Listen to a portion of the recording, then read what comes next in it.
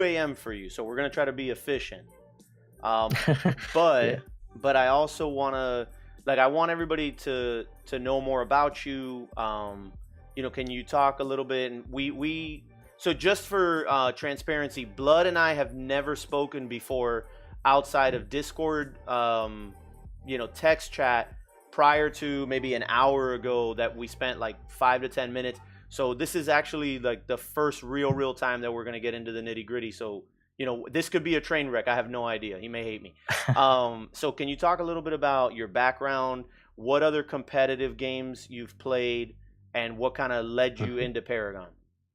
So I've played MOBAs for mostly proportion of my life. I played since I'm like 12 or something. Starting with Dota 1, and I went into things like League and Dota 2. League was my most long-standing one, about 7-8 years. Um, didn't play ranked for 3 of those years, and then as I worked myself up, eventually I started getting up to higher ranks and eventually Master, which is the tipping point where I came off. Alongside League for all those years, I played other MOBAs, Dota 2, Smite, anything under the sun. And then essentially I transitioned that experience into Paragon. Started off a bit bad when closed beta start, and I bought in with the Founders Pack, and then I started to work my way through the competitive scene, and eventually got a nice spot with my own team known as Carbon, before eventually getting picked up by Toronto Esports. And eventually transitioning to this lineup. So it's been a good run for MOBA so far. So what was the deciding factor for you to leave League of Legends to then come over to Paragon, or to try Paragon, I should say? Yeah, so there's a few factors that came in. One, I wasn't enjoying the game as much as I did before. Two, Paragon interested me a hell of a lot, and I loved it. It was just Invader, and I really wanted to support it. So I was giving it a try, and then eventually got into it and became my thing. But the third thing, the big thing that made it like 100% you have to do, is actually my carpal tunnel syndrome, basically. So my hands haven't been the best and such, and Paragon was a much slower game, of course, of Legacy, and it was much easier paced than League, and I didn't need my hands to work as efficiently as they did when I played League and such. So essentially, I wasn't able to keep up with my mechanics in League and such because of that. I haven't been able to have surgery for anything, so I've been using compression sleeves, which my stream actually bought for me, so people who watch my stream know all about it. And yeah, they donated me enough to get some sleeves, which will help keep my blood flow going, so I can keep playing Paragon properly.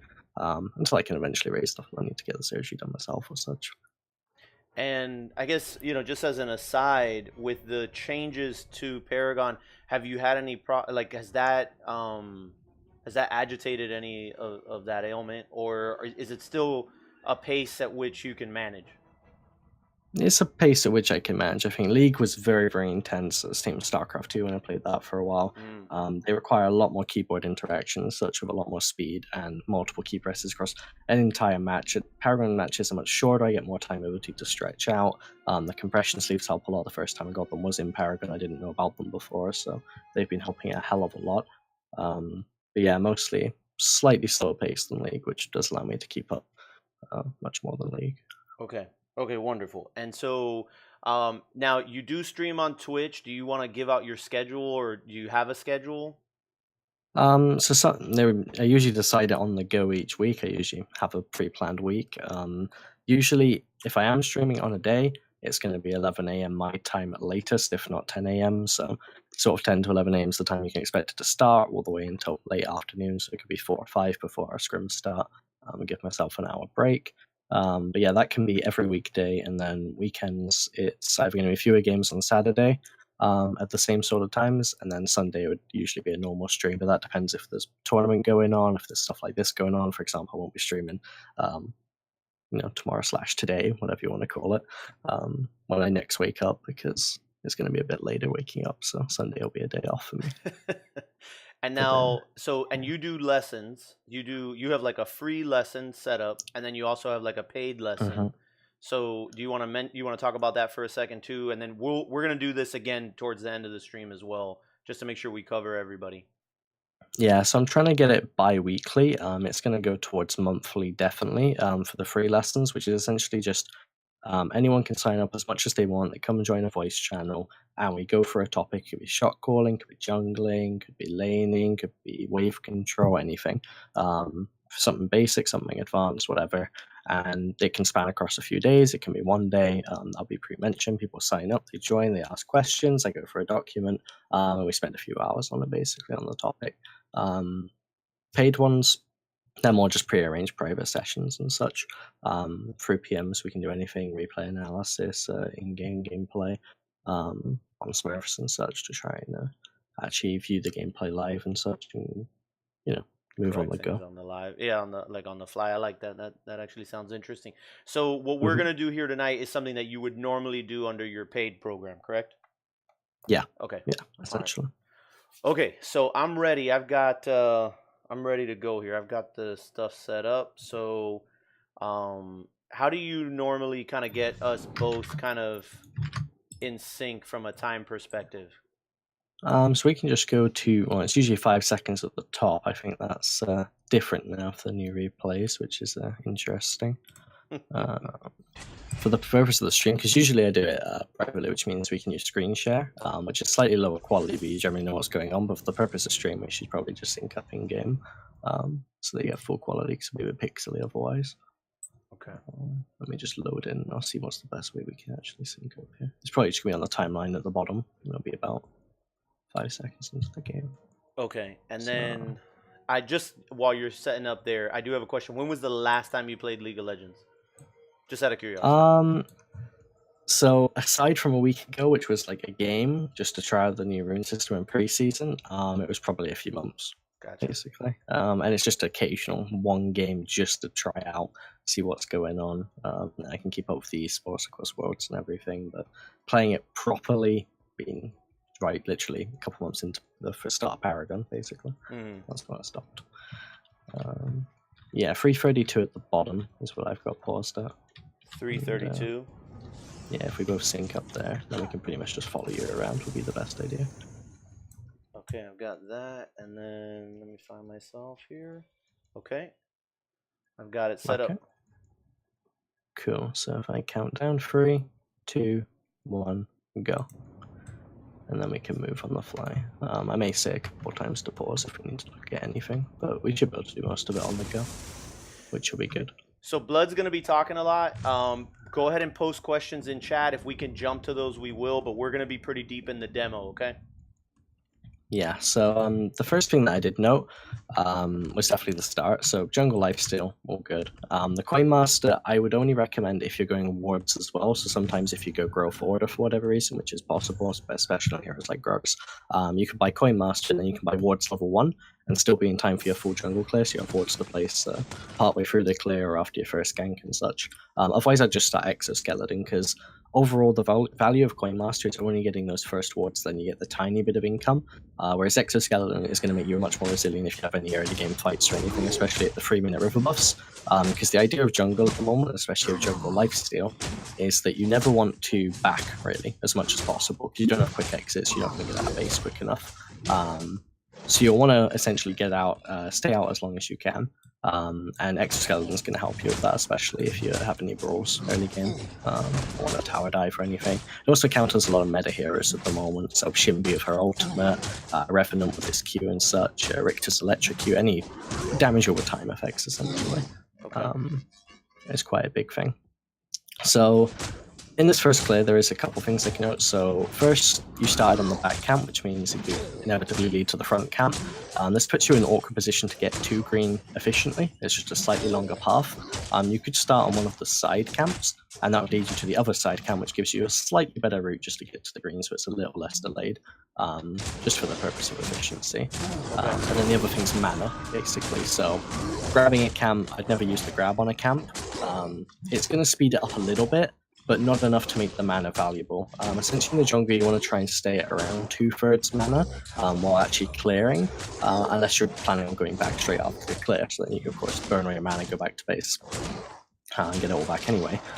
So when we're out like this, when we've got jungle life still wanted to maintain, and our only source of mana is the river buffs early, so we don't really want to, be spamming our abilities too much. So you generally only use 3-4 right clicks during your first clear as Grux, and it only moderately increases the speed anyway. So it's not something you should worry about too much, spending loads of mana. Okay. This pathing is okay to come helping you, because Sparrow did miss a lot of shots there, and there was another kill that could have been picked up. But overall, yeah, that was fine, just being there to cover, and then you can get to the river, which is all fine. I don't think Shimpy gets that mid kill. Yeah, you definitely need to get the river buff here. The blue's really good. So this bit was really good. So essentially, you come into mid, you're level 3, which is really nice. You're going to get some nice poke onto Bellica here. And then you can just back away. So respecting the tower, all good. Then you can walk away. And this is really good going for the black here. So you know Smear was warded. You know their jungler just had to back. She could come straight towards you here, but as you Grux, you'd have the safety of your grab. So if she came towards you, you'd be able to grab her through the buff. So what you shouldn't do there is grab, essentially, right? Because if she came now, you'd be very low mana, and if her mid laner rotated, Faye rotated, you could probably end up dying. If you save the grab and she does come, you have the possibility to still steal the black and grab her and steal it while she's stunned. And then run away, or you could grab her and run, or just gives you a few more options then. Because again, the grab bit essentially gives you half an auto attack more in terms of efficiency at this stage if you grab a single minion, basically. And the side ones are just going to die to your cleave anyway, because the cleave is pretty strong on Grugs, especially with the right click. You're going to kill those little minions very quickly, so you don't really need to focus them as much as you do. So it's just focusing a little bit more on the fact that your general autos are going to give you enough AoE anyway. And the jungle is a bit more auto attack focused now, hence why we take jungle assassin usually. So second jump. Can we pause for a second to ask a quick question? Sure, yeah. And I also would love to change the in-game audio real quick, so I want to make sure that you are coming through a lot clearer for everybody. Well, we should be able to do that. So you had said that my pathing in the jungle on the first setup, I should start at the side camps and then go for the gold. So for the green, yeah. Or for the green, I'm sorry. Now one of the things I've been doing is taking 3 camps instead of 4, getting green, and then I've either been stealing their black or going to my black to then be able to gank at the 3-minute mark with river buff. So for those, like, let's say, like, you know, strat A, strat B, for that exact strategy, right, or that exact setup, which are the 3 camps here that you would suggest me doing specifically? Like, which are the ones? So not come to the one at the front, just do the 3 back and then go. Yeah, so essentially, to be overall efficiency, so there's 2 parts to this, right? There's the current clear efficiency. So if you start on the far side camps, let's say closest to this lane, on the side lane, and then you go to the back camp, and then the inner camp closer to mid lane, and then go to green. What this does in your first clear is, number one, you can jump up the little ridges on the steps, so the little side bits, you can jump over that, which gets you onto the steps quicker and up, which overall decreases the amount of distance you have to go. It shaves 1, maybe 2 seconds off, but it all matters at the end. Yeah. So it's slight more efficiency there, but the most important part is the second, third, fourth clear efficiency, which is your future clear efficiency. By clearing the front camp and the back camp and the side camp, if you say don't clear the one like right next to your side lane, so your right lane, you're going to end up clearing the other 3, and then you're going to wander off, you're going to go do stuff, and this other one's going to stack up to 3, right, before rivers spawn, and it's a little more awkward to get from that camp to the river camp. Likewise, same with the camp in the middle, towards the mid lane, if you leave that one. Stacking up to 3, so it's 3 at the moment. It's a little more awkward to get to the river camp from there. So you want to try and clear the camps closest to your base more often than the ones away from your base, because the ones away from your base are going to be the ones which allow you to respond to objectives quicker. So if you're preparing for an objective, you can do the more stacked camp, which is closer to the objective last, which then you can then follow into it. So essentially it just means you're leaving your furthest out camp the most stacked as possible, in comparison to the other 3. So this is why whenever I come out of base, if I know I've got time before river buff and such, my priority is to make sure the back camp is completely empty, because I'm never really wanted to go that far back. If I go out and do a gank, and then I come back into my jungle, the last thing I want to do is do a 3-stack camp that's at the back of my jungle, instead of a 3-stack camp at the front, because it's going to leave me less time to respond to counter ganks and such. More so. So it's just a general rule in the jungle is make sure the back side is more clear than the front side. Okay, wonderful. Just for efficiency purposes. Now, I cannot find my mouse anywhere here since I paused this, and I went into my settings. So I don't know how to hit play again. P would be good. Is that right? Okay, so I'm at 744. Will we still be in sync? Yep, we're in sync. All right, wonderful. Want me to count down? Yes. 3, 2, 1, go. Okay. Alright, so just take that minion. And then I presume you can just go for the free stack anyway. So in a lot of cases it won't matter at the end of the day, but there might be those odd situations that occur in which leaving certain camps up over others is better. And I find more so that the situations occur when you leave your back camp stacked is worse than when you leave the front camp stacked. Just in terms of efficient pathing more than anything. So right here you could do the back camp and go back to base, or you could go for river. River would be the best option. The only issue is you got to worry about a jungler showing up here. But as Grux, you actually should have enough mana for a right click there, and you should one-shot it at this stage. A level 2 right click will one-shot the river buff, so if a jungler did come, you could secure that buff pretty much guaranteed, because no other jungler can one-shot at this stage on a river buff. At least not someone, unless it's like Rampage with his rock, but then he has to actually get it past you so you can body block it. So right here, I'd actually keep the stealth. So what you did there is waste a bit of time in mid lane. When you're getting the river buff, as you move towards it, the first thing you should be doing is looking at the mini map, and looking at the state of the lanes and who's going to be the most pushed up. The second you see a couple of them back at base, and then you saw the dual lane like right up by the T1, that's a key flag just going, right, I've got stealth buff, I can instantly run to that lane. You just ignore mid lane, you ignore the other lane, run straight through, and you run straight to the dual lane because they're very overextended. What ended up happening is you wasted a bit of time in mid, which gave them a bit of time to back off on the dual lane because they'd already pushed the wave in, and then you wasted the stealth by getting red. As you walk towards the river with the stealth, you'd actually see there's no ward in the river, which means that it's regardless of you having the stealth or not, you could pick up the red, but you couldn't be sure there wasn't one just around the corner, and it's not worth going around to check and then coming back for red. So you could just ping attack river camp and have your mid lane to take it, and then you can keep the stealth buff, and then you can go gank this dual lane, in which you could have maybe got 1-2 kills, even with quite a bit low. Because you were like level 4, about to be level 5. If you wait on the minion wave, you're going to hit level 5 just through the XP, and then you can use your ult and probably kill the Murdoch, who's level 3. So you'd have a big advantage there. So the black buff pickup here is good. I'd recommend probably coming straight back to this, because you should know they have pretty much a lack of wards, most likely due to the fact that you had that stealth buff and didn't see any in river, and he's got a possessed sprite and 5 attributes. You can pretty much assume he's got no wards at this point. It would make no sense, because he's put so much into his attributes. So right here, this is where you should ult. So you'll notice that you do go in, and then you go for a fight, and you go for your knockup, which you do quite miss, and then you ult. See, this is a really late ult. When you go in for a gank as Crux, the most important thing you must know is to just ult instantly. So what you'll see here is you will still pick up the kill, which is a good thing. So you're going to pick up the Richter here. As you back away, you'll notice the Shinbi is collapsing, because it's given her a lot of time. So it's just inefficient gank overall. Regardless to getting the kill or not, as Grux, the whole point of his ult is that it's meant to be this surprise factor. You're always meant to come from an angle which, right, this gank is going to work, even if they're going to CC me and such. I want to use the ult so that if I do get my grab off, I'm going to do as much damage at that point as possible. Because the point is with the ult is that it's literally going to make everything you do next better, and it's 14 seconds. You don't really have to worry, like it's like a Rampage ult, right? You don't have to worry. Anything in the future is going to do, worse. Like as soon as if you go halfway into the fight and then use your ult, you've lost a lot of efficiency. Those coupled autos you did, that right click you did, they will become worse than if you didn't have your ult on. So it's good just to ult at the start of the gank, get the animation out of the way as well, and then just go into the gank and try and fight them. If they just run away, you created pressure for your laner, you can get farm, you can back away and such. It probably wasn't going to be a successful gank anyway, and then you can just wait for the ult cooldown basically. So you think, if I've got a good gank coming up here, use my ult, go for the gank. If it fails, well, it would have failed anyway. I committed my ult to it. It doesn't have a huge cooldown. I can just farm till it's back up, or do other ganks without it if they're just easier.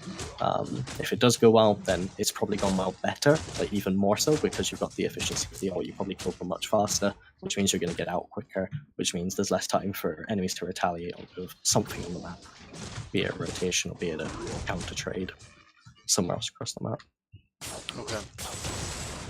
So going for this little fight of Shinbi, what you should always do with Grux is, due to the nature of his pull, right, the wider cone, is always step back when you're going to grab. So you never just grab in melee range. It's always the worst thing you can do, because it's so easy to sidestep with the tiny little cone bit at the front.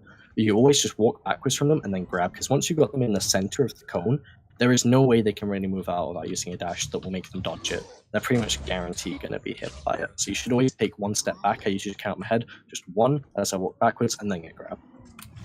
Just away from the target. Okay, that's a great suggestion. Thank you. One little thing there of the Shinbi is you just used your knockup. It was just pretty much an irrelevant use of mana, basically. Seeing as you're planning on staying, you probably could have saved that 75 mana, because knocking her up there doesn't actually really accomplish much. If she goes in and commits mana to you, you just walk back onto the tower. And if she just walks off anyway, then, you know, nothing really happens, because the knockup doesn't really do any damage, and you had no follow-up. So just trying to conserve more mana is going to be a big point in these replays. Less mana on camps, less mana in general, just use abilities a bit more guaranteed. So that was a good idea there, but you should remember Shinbi has her dashes, so you tend to want to wait with the grab and commit when she's lost her dashes unless she's already pre-CC'd. It's always a big no, but this is a really good grab. Don't think you quite get it here though. Yeah, the carry back there, and I was hoping that I was hoping to smoke her right there, but the follow-up wasn't there. So this is where you've got, again, limited mana thing, because you committed a lot of mana beforehand. Maybe some was unnecessary in comparison to before. What you should either do here is leave the tower, or, well, first you should hide behind the tower, right? They have a Fae who's going to keep poking you, so you don't want to get hit by that. But right here, because of this mistake, so you could have done two things here. You could have either left, or you could have stayed on the high ground initially. So you know they're coming onto the tower, you know they have a Shinbi who does a lot of damage, has some good sustain. Faye's gonna back her up as well. Your Muriel's not quite there. She did take some cold pathing, like she probably could have prevented this herself. I think she even had her ult in that situation, so she probably should have lived. But a good thing would have been to take the high ground there, just simply because Shinbi wouldn't be able to access you. Faye had a little lack of mana and she'd have to tank tower first. If she does, you can fall off the edge and grab her, and probably pick up a counter kill there, because Faye's not going to be able to tank the tower as well as the Shinbi. That's her circle rhythm up. And it might just give you the potential for a trade kill there. But that tower probably wasn't worth trying to hold against the two casters. Your two laners would have been back in time to actually stop it from falling, and you probably could have been doing some jungling just to get a bit more efficiency. Just play a bit more selfishly there, I feel is the best thing to do. Okay. When it comes to this situation, this is good. You're very calm with the black buff there against the Murdoch. Never try and use the knock-up upstairs. Is one thing I've noticed. It's a dash, but it never dashes upwards. You have to either be going downwards or an even slope for it to make any distance. So only use it if you're basically in auto attack range in those cases, so just never use it uphill. Otherwise, that was a really nice, easy kill. Upstairs or uphill in general? Usually uphill in general, but stairs are the worst, for sure. Stairs, you literally don't know where. A hill, you might get a little bit of distance, but it's very minor. They're not lying when it says it's literally a step forward when it comes to the dash. It's much more efficient using it downhill. You can get much more distance with it. Because essentially what happens is his hitbox, the Grux hitbox, becomes the knock-up area, and he moves it forward. And if he collides with terrain, he's like a projectile and he just stops. But if he has some terrain to work with, he'll go forward and down a little bit, and he'll still be in the animation, so he's still doing the knock-up. So he just gives it a bit more AoE, essentially, more area in which it can actually affect, in comparison to if he's going uphill. So it's just a certain thing of his dash is pretty unique in that way. Okay. Can we pause right here? Yeah. Okay, so while we were talking, there was 3 in mid, right? And they were pressuring my Revenant mid laner. And so this individual, like, you were talking about playing more selfishly. So one of the things, like, so when I first started playing Paragon, it was my first MOBA, and I don't know, it's like my personality is I like to help people. And so, my first role was support, and then I was like solo queuing, and I realized that support was terrible. But so then I started playing ADC back on Legacy, and I still played with this support mentality. Like I would run to try to help people to save them instead of just instead of saying like, well, I'm gonna die here for them, and I would die. So what you see there sometimes is like I don't want my team to have failures or struggle, even though it's solo queue or whatever the case is. Now, in this particular case, though, so I've gotten way better. If you would see some of my early play, you'd be like, why the hell would you ever do this? I'm like, well, because I don't want to leave them behind, right? So in this case, that particular individual playing Revenant he's been quite toxic in the past in some of my games. And in this particular game, like he didn't help us. There were opportunities where he could have come over and we could have done something. And so then I just made a decision. I was like, okay, you have 3 people in mid, good for you. I'm going to counter jungle. So, but that being the case, is that the wrong team decision there? Should I have come over to try to stop them in mid, or was me jumping their jungle, seeing Shinbi in mid, the right thing there? I think it's actually correct to go for the green buff here because you're going to get a good flank, and in this time your allies can collapse. I think in that case, regardless of what you did, I think the Revenant died anyway. It was more up to like Muriel to try and prevent that or something by roaming over, but overall, I think that was the right decision going towards the green. Then you can come and flank with it. You can also wait for the river here, which is probably the better idea. But playing selfishly, it's a hard thing to do because you've got to know the limits of your. So not only the person's character that you're playing with, but the actual player themselves and what they can do with the hero. It's a very hard thing to actually comprehend, in which that I can actually help this person and use my kit, and I'll know that they can use their certain kit to also amplify this, in which that we can then create something out of a positive situation out of a negative. A good example I actually have from today, when I was playing in just some games with my friends or my team. I was playing some Bellica jungle, whatever reason, don't ask me, and we got into a late game situation, right, where one pick can pretty much win the game. The other team would take OP and they just pretty much end. Our Shinbi was very overextended on left lane. I knew she was pretty much going to die in the situation. A ping repeat, she wasn't gonna. I was like, maybe we can actually do something here. I see a couple collapsing from the jungle, and I go forward, and the other three of my teams, like Karma and Undead, both of them were like, no, just don't do it, just leave her, she's dead pretty much. And I was just like, well, I think we lose here anyway, but I don't know, I probably should be more selfish in the situation and keep myself alive, because I've got Assetchin. I can blow up the Prime if they do try and go for it. I can one-shot the carry. If they go for it, I have like Fireball and stuff. So I should probably play selfishly here, keep myself alive, and then we just try and contest the OP 4v5. But I actually went forward, tried to save her life and such, and if we did execute properly, we would have probably killed 2 to 3 people, but then Shinbi sort of dashes under their T2 and kills herself for whatever reason, and then I miss a stun, and then we sort of both die, and then it's like, well, we lose the game now. So in that situation, maybe it's better to play more, safe, but I also run into the same issues where it's like, right, I want this guy to live because I feel like we can actually do something here. But yeah, it doesn't always come to fruition, so playing selfishly, it's a hard thing to judge. Everyone gets it wrong. And I'll have some questions throughout the evening that will kind of like be secondary, like they'll be like it's related to that, like where I know, like for example, I read your jungle guide this morning, and like if I see that my team's not going for objectives, I just get rid of it, and I know you're saying you should keep it to the end, but so throughout the evening, I may ask questions about that and try to get some guidance, because the truth is I don't know what the right answer is there, because maybe I could do it solo or whatever, but we can continue, and then when those things present themselves, you can either call me out on it and then we can talk about it, or I'll just, I'll ask if I see it. Sure, sounds good. Okay, so I'm at 1604. Okay. Where are you? Yep, same. Okay, perfect. Go for it. Cool. 3, 2, 1, go.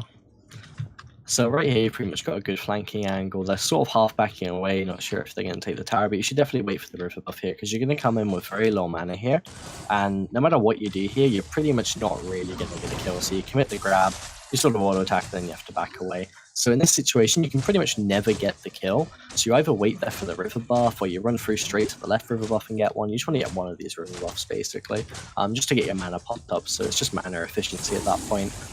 Luckily, you don't have mana reactors, so you get a bunch back there. But maybe you could have created a play there. But regardless, going into the lane at the end of the day is a good idea, either whether you get the buff or not, just to hold the lane. So that's fine. So you notice the enemy duo overextending here. You go and rotate. Well, not that duo, but Faye and Shinbi for whatever reason. Right here, you should definitely commit to the face. You make the right decision, but then you do sort of run through for the Shinbi. So you probably could have killed Faye there, and that would have been a much better idea, basically. She's all alone on one side of the turret. You had a Muriel straight away to back you up. She sort of hesitated. She's by a tower you can CC her with. Instead, you go around, and again, you use the ult a bit late. You don't initiate with it, so you lose a bit of efficiency there. And you probably could have killed the Shinbi, because what essentially happens in the situation is you gave her enough time for her cooldowns to come back by trying to run in that direction. So you either just go in and ult and commit and go all in on her, or you back away and wait for someone else to come, because a Faye and Shinbi are going to destroy Muriel Brooks in a 2v2. unless you literally commit everything initially. So if you all go for the full-on trade there, land all your abilities, get your right click, I think you probably kill the Shinbi in that situation, and then you can go for the Fae or back away or whatever. But because you altered late, it created an awkward situation where you started to back away and hesitated, and that caused her to allow her to refresh her cooldowns and then carry on chasing and pick up the kill. So just using the ult for dedication there, it's, at the end of the day, yes, it's an important ability, but it does need to be used as much as possible. And Groxus is one of those ones where you have to go, well, I have to use it here or it's not useful at all, basically. This situation's sort of a weird idea because that mirror does just ult away, and the second that mirror ult happened, you probably should have just ran, because you shouldn't be able to 1v1 the Shinbi. She's a level higher, she has a level 2 ultimate, which is really dangerous and actually factors in a little bit here. And then she's also got a really strong build already for this stage. She's got a ton of HP regen. So that does cost you your life, but the Muriel I'm a bit of a freight train, and when I start something or I commit to it, then and so when she ulted, I had a heart attack because I had already pulled. So so I thought the engagement was going to be with a Muriel, and obviously it devolved. Yeah, it would have been much better with the mirror there for sure. I wasn't quite sure why she ulted away in that situation, but at the end of the day, that's one thing you need to look out for, and then it's just like, right, I need to leave at this point. There's not much I can do. Because you will not win for that 1v1 unless you do have your ultimate and maybe a slightly different. I guess you got the Tyrant. Another thing I want to mention is you sell your Setchin instead of your Growth Totem. I'd recommend selling the Growth Totem instead. Growth Totem nets you about 173 gold value per minute of stats, and at the end of the day, it's only really efficient in comparison to an actual card. 30 minutes of buying it, and having it, so you'll end up selling it most likely for another card anyway, because games only last 30 minutes, let alone 40 minutes these days. So it's better to have the Zetchin because you're always going to be taking objectives, and Fang Tooths are important, buffs are important, stealing buffs, and it will give you a bit more mana to work with as well because you won't have to dedicate your right clicks and Qs as much. And the Zetchin will probably one-shot the buff and such, so it's time efficient and mana efficient in that regard. So assuming that you got Growth Totem at 10 minutes, I mean, I don't know, you tell me if that's wrong or right, but assuming you got it at 10 minutes, at what point is it acceptable to get rid of Growth Totem to do something else? Usually you'd have to keep it till 40 minutes if you wanted to keep it all the way through. If you can buy 3 cards, like a third card, by the time 35 minutes has happened, I'd just sell it and buy another card. This runs into the same issue that another card could have been more efficient or better at that point. So you pick up Greenspring here, and if you had Zetchin instead of Growth Totem, I'd still have Greenspring instead of Growth Totem, right? So if you had Tyrant Zetchin, I'd still make Greenspring the third card over Growth Totem, because it's going to have more impact immediately, and then it's going to build into another card anyway that you probably would have sold Growth Totem for, right? So I find Growth Totems become sort of the Zetchin for offlaners if needed, if they don't buy Possessed, and they need one more card where they can build 2 more cards on the go. But of course, the Growth Totem's going to have tons of time to ramp in that time. That's when they can use it. But for junglers, we need Zetchin at the moment because Fang Tooths are too important, buffs are too important, Prime's too important. And you'd see a lot in these scenarios that just having that secure would be absolutely huge. Okay. Can we pause for a second because I have some follow-up questions? Yep. Okay.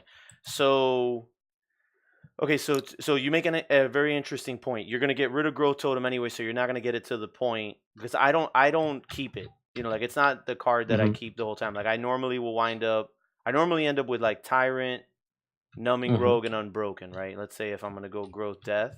So, and then eventually I'll turn Tyrant into one of the tribe or, depending on whom I'm playing, maybe Vital Springs or Godmother, whatever. So, but Growth Totem is one of the first ones. Well, actually, Zetchin has been the one that I've been getting rid of first, but then Growth Totem's been the one that's been falling after that. So so you're right. So there's a really good point. I'm getting rid of that card anyway before it gets to whatever, so that gets really to its strength. So then keeping Zetchin makes more sense, even though, so this is kind of a question, even though my team may not be following up on objectives or even trying to get them, because I'm not going to get growth to a point where it would be effective, viable, etc., as opposed to a Greenspring that gives me something right now. That's the point? Yes? Yeah, essentially. Okay. The 20 basic armor is really efficient and it tends to be better. Even Exo, like I just pick up the Exo and not the growth totem because I'm probably going to go out there, and if I do back in 2 more points, I buy Green Spring anyway, and I would have sold growth totem then anyway, and Exo would have been better for those couple minutes that I didn't, I had growth totem for instead, just because it's more efficient at that point. I just find growth totem a bit of a meh card at the moment. It is just that filler that you pop in if you have literally nothing else to buy. And you've got a spare slot basically, but Zetchin also fulfills the same role, and with having easy access to 2 quick cards in this quite early game meta, then Zetchin tends to take priority over Growth Totem, just mainly because even though it got nerfed, it's the priority, the buffs and the Prime and Fangtooth, having all these objectives to think about, Zetchin just becomes too useful basically. There's too many things to use it on. So one last question in that regard. With like there are instances where I have 500 gold and I don't want to have to come back again. So I'll just buy, like I'm 500 away from getting growth and I have 500 gold, and I'll just be like, okay, screw it, I'll spend the 500 gold. I should never ever do that again. Is that accurate? Would that be on growth totem? Yes. On Zetchin, I'd say 500 gold fine. I'd say 1,000's maybe cutting it a bit rough unless you're planning on not going back to base for literally a few more minutes and you want to get all the charges for it for Fangtooth. But 500 I would probably buy Zetchin for if I could. okay? Just because it's, you want to get it online, you want to get charging it, you want to use it on white camps constantly, your green buff, black buff, get it charged up so it's one-shotting their buff so you can just go in, steal, leave, getting good security on Fangtooth. Like, at the end of the day, comp matches, they'll come down to sort of a 50-50 Zetchin, but if you've got a Zetchin that does 300 more damage because you bought it with the 500 gold, you're going to have that 300 extra damage leeway to be able to secure that buff over them and potentially steal it away in the 50-50 fights. Okay.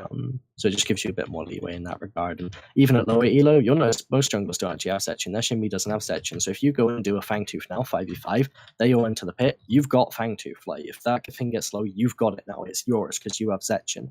There's no way they can steal it, which means you've got that objective. Same with Prime. It's such a nice thing to have, and it's such a relief for your team knowing, right, this objective, as long as we get it low, it doesn't matter what happens in this pit, we're getting the actual objective. They can't do anything about that unless you somehow get CC locked for like 5 seconds and something like that. So definitely hold Zetchin for the secure. Yeah, definitely. Always use it as the last hit to the thing, to the buff and such. And there's always intelligent decisions behind it. You've got to save it for the Fangtooth in some situations because you think you're going to start it in the next 30 seconds and you don't want to have it on a minute cooldown. And then also the factor of if you go and do Fang, if you get it really low and you know they've got 0 contest for it, and you could even potentially set up a Prime off of it, you got all your waves pushed in, one of them got picked and they're still dead after the Fang, you could just not use the Zetchin Fangtooth, kill it, and then go straight to Prime and have the fight there, and then potentially secure it. Okay. So it's just there's a lot of thinking behind the card, but it is very strong when used properly. Okay, wonderful, wonderful. Okay, I'm at 2059. Okay, perfect. 3, 2, 1, go.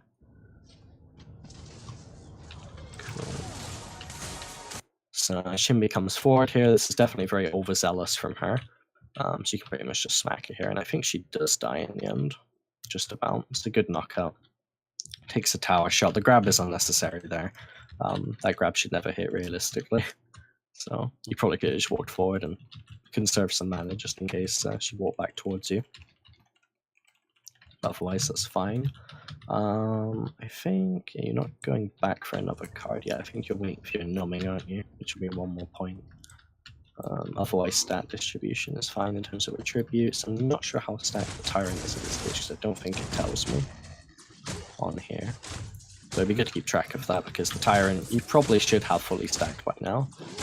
It's about the stage where it should be getting fully stacked for sure. And fully stacked is 35, correct? More. I tend to focus on having my 3 stacks up, so I'll generally try and get 4 attribute points through farming, and then the last couple I'll try and do spam ganks and try and get a kill, maybe 2 kills. In that time I'll get enough to go back, buy the Tyrant, and then do 4 3-stack camps, green buff, black buff. That'll give me a ton of power, and then I tend to go on a ganking spree with this black buff and stacked up Tyrant a bit until my camps spawn again. Then the 3 stacks will come back up, and then I go do them all again with the green buff and black buff and do the same thing again. So essentially I've refreshed all the stacks in 2 clears basically. I've been able to then just do a lot on the map. So it's sort of timing farming of ganking. Of course situations do occur, but that's the general sort of way I manage my Tyrant. Okay. And you said But, focus it's a the very good big card. minion and just let the cleave handle the little guys. Is that right? Yeah, so usually early game, what you do is you focus the big minion, maybe do a right click on 3-stack camps. When the little minions hit red HP, you can hit them just to take less damage because you know you execute them, and that'll be more efficient, especially seeing as you're probably going to hit them at the end anyway. So if the big minion dies and the little ones are still alive, you're still going to kill them in one hit anyway. So you'll preserve some HP by hitting them early. But yeah, then late game, you basically just ignore them and you kill the big one, and most of the time they'll die to the cleave anyway. So yeah, it's just a little bit of efficiency there. Saves a couple of seconds on clears usually or camps, which is very important every time. Being at certain areas a couple of seconds quicker can save a life or get a kill, which is very, very important. Any more time for decision making is very important. That's green buff pops there. You've got numbing online. So numbing Tyrant is quite nice on Grux. The Tyrant is very strong on him. I do run it myself. I don't run it on many other junglers, I think, though. And numbing in this case is okay because most of them are pretty much auto attack based in some form, which is good. So numbing should mess with them a little bit. So at this point, your Revenant is pretty much just getting caught, but you do go and help him. You can pretty much kill his Grux. Again, you should commit your ult there. Just before you grab, just use your ult, do the grab, and he would have died there, 100%, that Murdoch. And then you still have it, and you'd still be going on this guy, and you'd be messing him up just as much as you're messing him up now. Probably could have killed him there. You probably shouldn't tunnel vision on the Shinbi too much here. But she does hold Richter down. I think she does die for it. Because you could have killed Richter as well. That's 2 kills to get away that you probably could have picked up just from you having a bit better target focus, basically just hitting the guy closest to you is low HP. And then committing the ult again just at the start of the fight. But you do clear up that kill, which is really good. So there I have Murdoch, right? And then they let him get away, so I was upset, so I went chasing him. So then Richter, though, I left him because I was trying to see if I could save the Revenant because he was so low against the Shinbi. Should I have just made sure I got that kill instead of coming for that help because he's so low?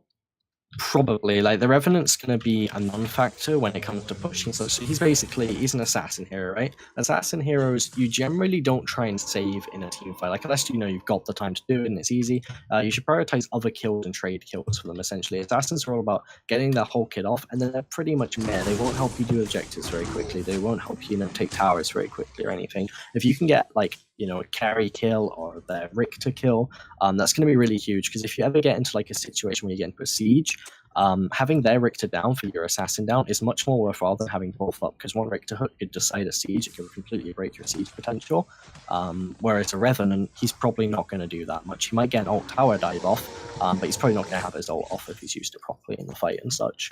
So it's just a bit thinking about what sort of heroes you have and what they have, what trades you can do with them.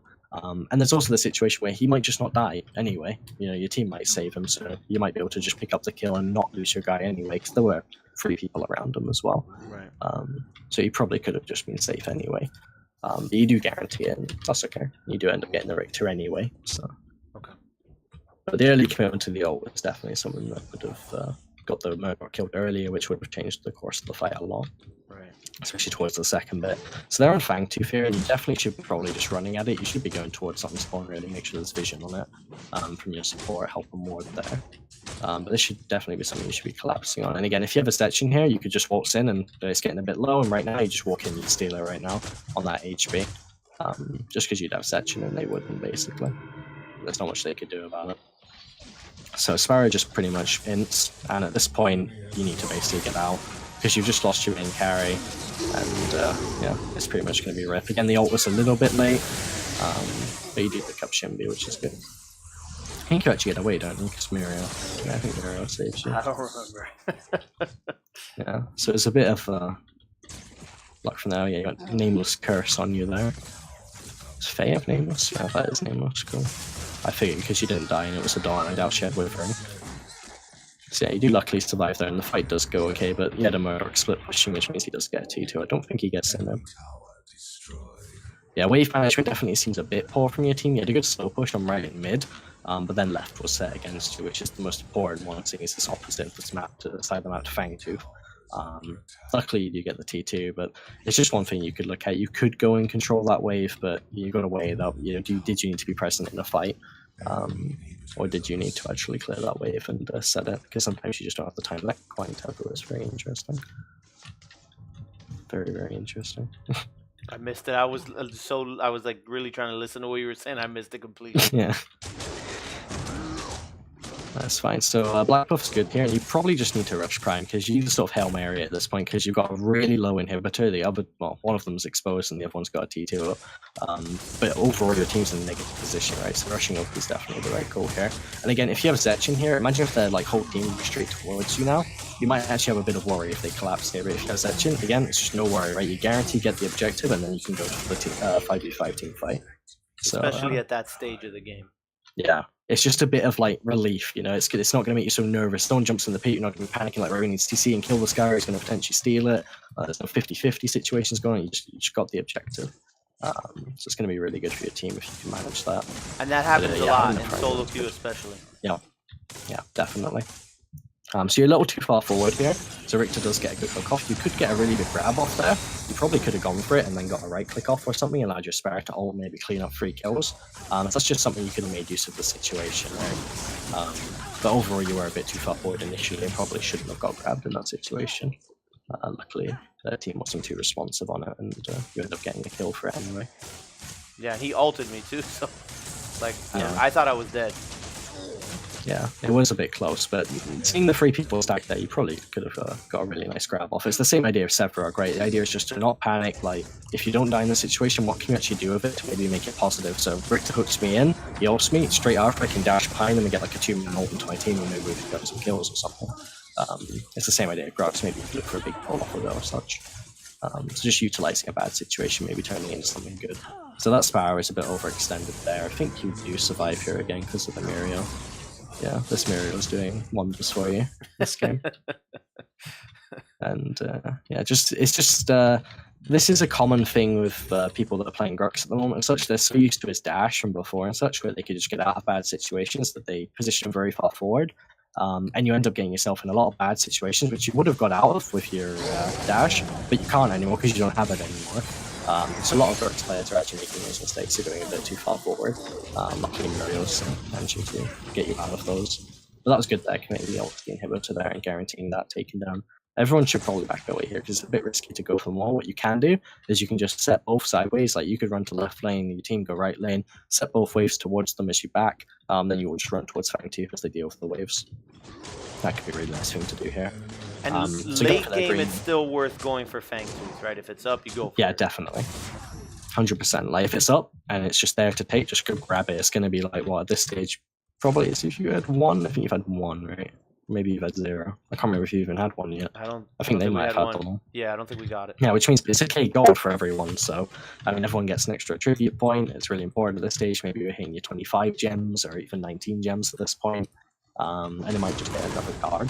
And the 4 power is nothing to be shown because remember, stats always build off of other stats. There's lots of synergy. You know, power is stronger when you have more attack speed is stronger when you have more power, and then crit stronger when you have more of both of those. So every 4 power late game is more impactful than 4 power early game because you got more stats for it to scale with essentially, and more stats to make use of it with. So your ultimate's on level 3 is making more use of that 4 power than if you had a level 1 ultimate essentially as Grux. So it's just one thing to note with the Fang 2s that later on their value just increases even more. So it's always worth going for them.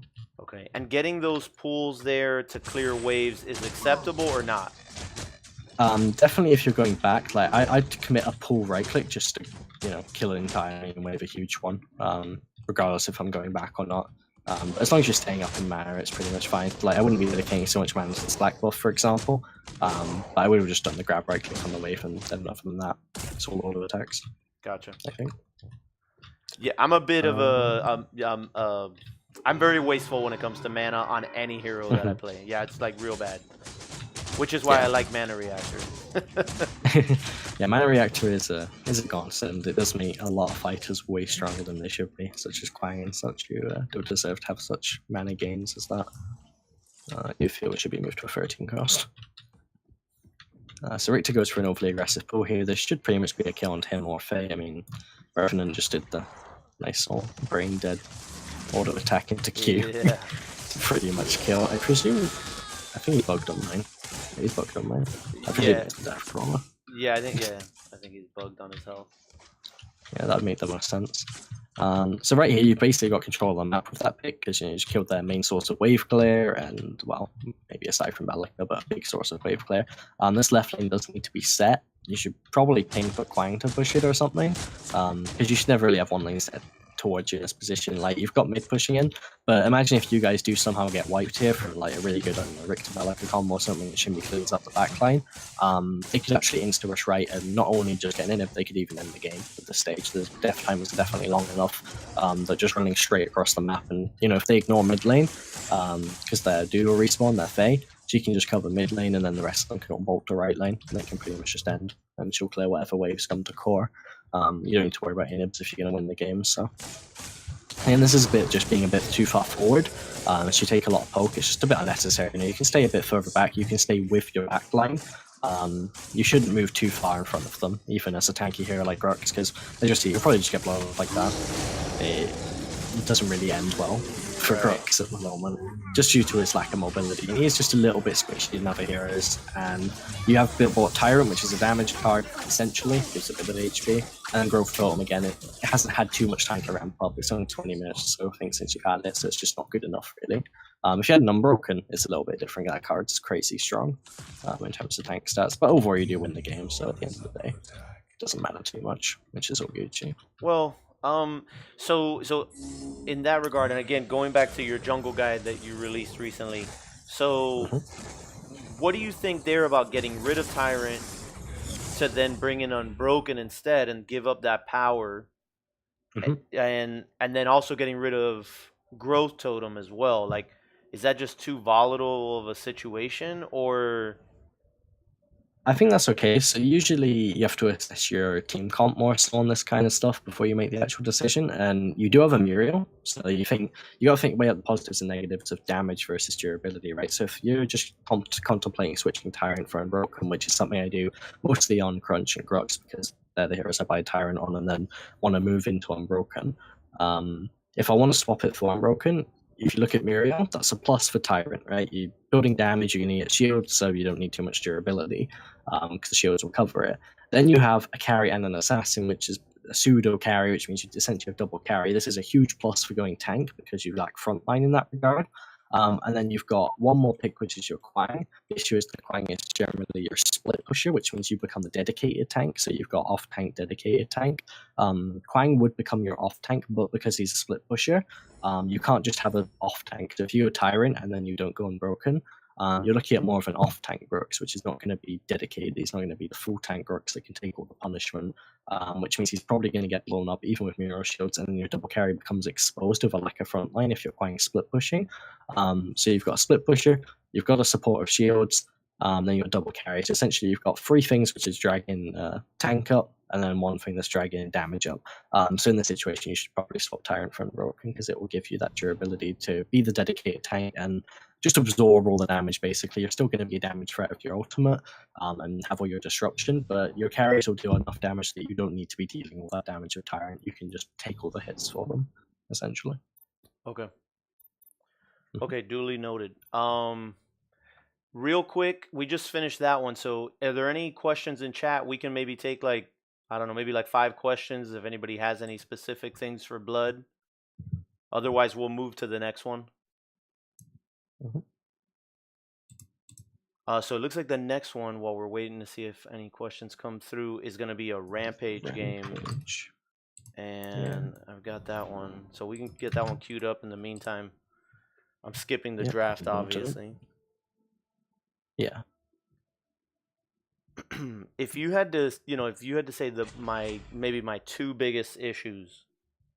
I could have swore I skipped. No, there we go. My 2 biggest issues after watching, everything, all of these demos.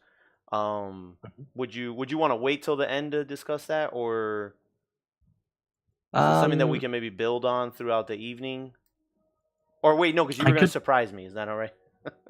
I could point them out now, but you could just tell me what you think they are first if you want, and I can then.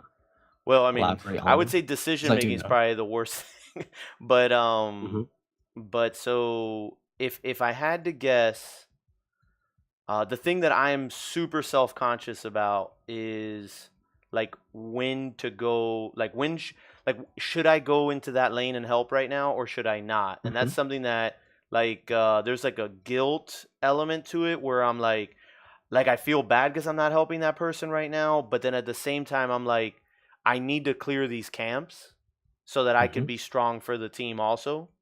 Like I want to get Tyrant online so that I could be strong and I can do Yep. things. And so for me, there's like this it's a real issue for me because sometimes I know I shouldn't be going to that lane and I do it anyway and I end up dying because Hmm. I don't want my teammates to think, even though it's solo queue, I don't want to deal with, oh, you're an idiot, you should be over here, but I know that that person put himself in a bad position and Hmm. and like I shouldn't be made to pay for that mistake, but I do it anyway. So for me, Hmm. that's the thing that I'm most self-conscious about, and it's the thing that like taxes me the most because I'm never Yeah. 100%. Well, that's not. I shouldn't say never, but there are times where I don't know if that's the right thing to do or not. But so for me, that's Yeah. like the biggest struggle I have. Hmm. Like here's Yeah, an I example. definitely Here's an say. example. So like the game starts and they go for the early mid gank. And there's three there, right? And like, the team will say enemy missing left, enemy missing right. And then our mid laner is in river, right? And like we're a minute in. And now he's in trouble or she's in trouble. And I'm like, well, Hmm. like you shouldn't have been there. So now I have to take time out of my jungle rotation for my plan to go and help. And so sometimes I just won't do it. And I'm like, well, they're going to die. And I don't know if that's right or wrong. Like, I actually don't know the legit answer to that. Okay, I see. Um, yeah, it's more of a specific part of decision making, which is more your ally's reliability. So your assessment of how good your actual ally is throughout the course of a game and adapting to it is probably a bit of a weakness. So understanding what this player is going to do and how much they're actually going to do, and how much you should support them in what they're actually doing. So looking at which laners are doing the most work, which ones aren't doing so much, and then usually the idea is that you never gank the losing lane, you reinforce your winning lane so you can play around it better, and make your better player, stronger. So essentially, if I'm playing Mikey, I know he's always going to be a god tier carry. If I feel the other two lanes are going to be lacking in terms of skill level, I'll probably just camp Mikey's lane and get him super far ahead. If I know that I've got someone like Shannon in mid lane or something who's going to do a bit more work, I'll probably go and reinforce him a little bit. If I've got Karma in off lane, I'll go and reinforce him a little bit and go gank a bit more. So it's about assessing your allies, and of course, if you know them from before, that's easier to do. I've got some examples from this game that we'll be watching, which will be quite good. And then I say the second big main point is just mana management in general. There are so many times when you're going to be out of mana, especially during this game and in the last game, which could have been prevented basically just for a bit more efficient mana usage, which means you probably wouldn't have died as much or you would have got some more kills basically. Okay.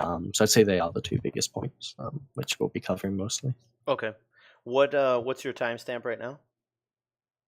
I'm at 3:14. Were there any questions in chat? Oh, yes, that's right. Sorry. Totally forgot. Okay. Mhm. So let's see.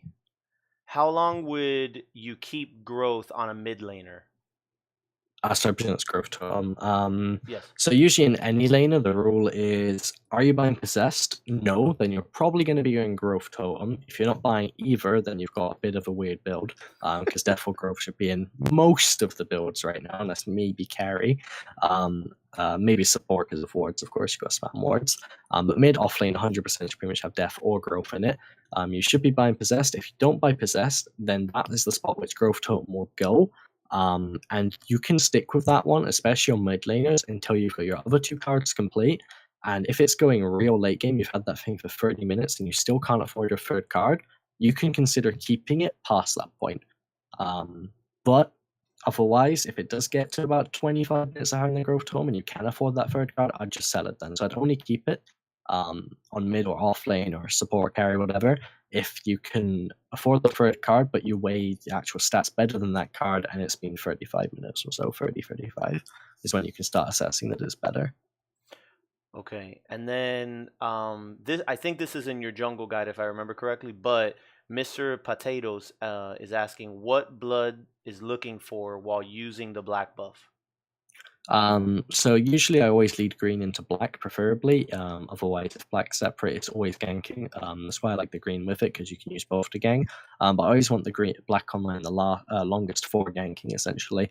When you actually do gank with black, you've got a much more guaranteed kill, especially early game if you lack an ability or your ultimate or something. Having the black buff makes up for it. 20% slow is absolutely huge as a melee hero. If you're auto attacking while moving, it keeps you in range of the auto attack range all the time, 100% of the time. It brings them down to auto attack penalty, basically, as a melee hero. So you're able to consistently chase, and it allows you to just pick up kills that you really shouldn't be able to get unless you have the black. Just be a bit careful of the hunter's sight, because it does tell them if you're near them at the moment due to a bug. So make sure you're further away from the lanes and then lead into the gank with a bit of a run up. But then when you do gank, it's much more efficient. So these two, I'm gonna kind of combine them. But so the first question was, how early do you start trying to gank, and do you go safe or off lane first? Now, Mhm. that's one person's question. But the other question was, what makes a lane prime for a gank? What am I looking for in deciding when and what lane to gank? So I know that these two Mhm. individuals might want those answered separately, but I kind of feel that the answer may be very close to the same. But so can you elaborate? Yeah. Yeah, I can mesh those a bit. So essentially, general rule is you want to look at what lane is going to be easiest for you to gank initially. If you're against an Aurora off lane, you're probably not going to be looking to gank that one first because she's very slippery.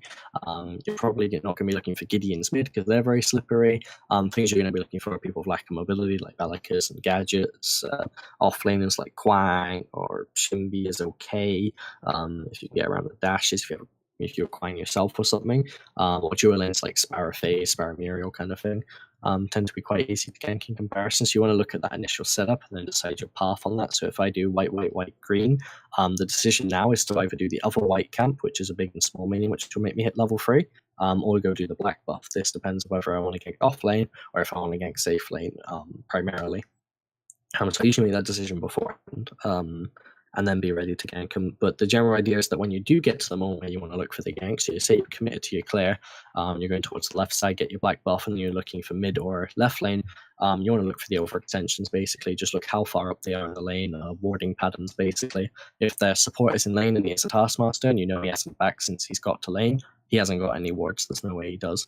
So you can literally just walk up round the back, and then gank from behind them with the black buff, or you can just walk through the river and through the fog wall if they're really overextended and pick up the kill. So warding is a really important factor. Outlander Scout, if you ever want to pick that up, does help you judge that, because you can see all the wards around you, you know if they haven't got any and such, or stealth buffs helps as well. So warding, always 100%, well, future vision cards as well to worry about. And then overextensions, look for the lanes that are closest towards your lanes. If you're uncomfortable with ganking or not sure when you think you should do it, just go for the guaranteed ones that you know are going to work. The people that are literally attacking your T1s and such that come that far up, and the ones that definitely have no wards, always go for those ganks. And then any other ganks you think are a bit more 50-50, just don't bother if you're uncomfortable with ganking, carry on farming. That's the best thing you can do. Okay, so just kind of a hypothetical on the back of that response. So you load in and you see, who's playing in what lanes, and then that determines how you approach your jungle clear on whether or not you're going to go green and you're black or green and they're black, then Yep. roll that into river so that this way you can gank the lane that you've decided is going to be, or the two lanes that are going to be best, whether it be mid and safe, if you feel like that is a better engagement for you, a better gank for you early or a first Yep. gank. And if you think, well, I can hit their safe better, I can go to my offlaner and or mid, and so then you rotate out that way. Would you say that that's kind of like a good two-way strat there as soon as you get into the game? Yeah, I'd sort of put it as a freeway because you can do your other white camp instead, and you've got to assess whether you can actually 1v1 their jungler that early. If your mid laner's pushed in towards their mid laner, if your dual laner pressuring that off laner, they can't rotate to the black buff. So if their jungler does a traditional clear of white, white, green to black, if you do white, white, green, they're black, you're probably going to meet at exactly the same place. So you want to sort of weigh up where your lanes are pushed out. So if your lanes are both pushed out, right, that's check one, you can start to look for it. And then check two is whether you can actually 1v1 the guy if he does come. So if you weigh up, I'm Grux, he's Rampage, I generally have the one-on-one advantage in my opinion. If he does try to rock me, I grab him, and then he pretty much doesn't have to CC. If he does pick it up again, he spends so much time CCing himself that it actually becomes more worthwhile for you. Your double ping's more efficient than his E in the jungle in terms of actual fighting, so you should win that 1v1. So you have to assess that kind of thing. Your 1v1 matchup basically with the other jungler, both at level 2, both with green. And yeah, basically think whether you can win that or not. If you think either of these factors don't work in your favor, whether they can easily collapse or you can't win the 1v1, just do the white camp in your green side jungle and then look for a gank on right or mid. You can even do it at 2 minutes 40 the gank because it's so quick. Okay. That's excellent. That's for stuff that I'm for sure not doing. Is making those assessments. The last question is, do you think that jungle gems fall off pretty soon as you ramp up the levels? So are they really worth investing? So jungle lifesteal and jungle assassin. So I can say yes, 100% they are worth investing into, and you should if you're jungling. I think you should go both of them if you're jungling. The only time I wouldn't take jungle lifesteal is if I'm going quick exit instead because of Chimera or Quang maybe. Are the only couple of exceptions, maybe Rampage. But the reason I say these two are staple is because game time is rather short. If we had an extra 10 minutes added onto game time on average, so instead of like 30, 35-minute games, we're having 40, 45-minute games, I'd consider not running these, either running quick exit instead of jungle lifesteal, or maybe a different gem entirely further up the trees. The idea is that you're going to buy these gems anyway, and then by the time you've got full build, you will probably have usually around a 7, or well, usually for me it's around a 5, 19, and then 1 build, basically 1 intellect for an intellect gem. This gives me room for 6 gems exactly, 1 agility, 1 intellect, and 4 vitality. I rarely get to my 25 vitality gems at all, because sometimes I, sacrifice the 3rd vit gem and then go for a 25 one in case it does go to late game. But you very rarely get to this stage. So if you cut out jungle lifesteal, jungle assassin, the other gems in those options for jungling are rather weak in my opinion, apart from maybe quick exit. And the only other gems you can take are further in the trees, but you're never going to get to those places to make them efficient. If you have a fast traveler in your 7-slot agility, and then you have a blade turn in your 7-slot intellect, and then you have a 1-cost intellect, and then you have a ton of vitality gems, you're never going to get 7-25-7 or anything, or 7-19-7. It just doesn't happen in games. You never get that long into the game. So it's much more worthwhile taking these early gems for the investment just to help your early jungling, maybe get a potential snowball out of it. Seeing as jungle life still keeps you on the map forever, you can always look for better opportunities, get kills you probably shouldn't be able to get without them, and then they'll allow you to carry on through the game, which makes their investment much more worthwhile than having some random gem that you'll probably never end up getting. Okay, wonderful. All right, so we're ready to go. I'm at 314. Yeah. Okay. 3, 2, 1, go. And we'll just follow you. So I think you buy Coin Master this one as well. I think you're doing all your games actually. I think I do that in all of them. So yeah, I just recommend the Exoskeleton instead if you're not going wards, basically. Oh, you actually go Cull in this game because you're Rampage, that's right.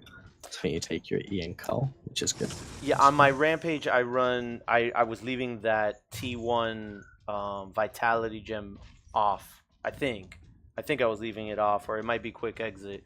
Because I thought with the E I'd be good, but I'm going to be changing that. I did read that in your jungle guide as well. Yeah.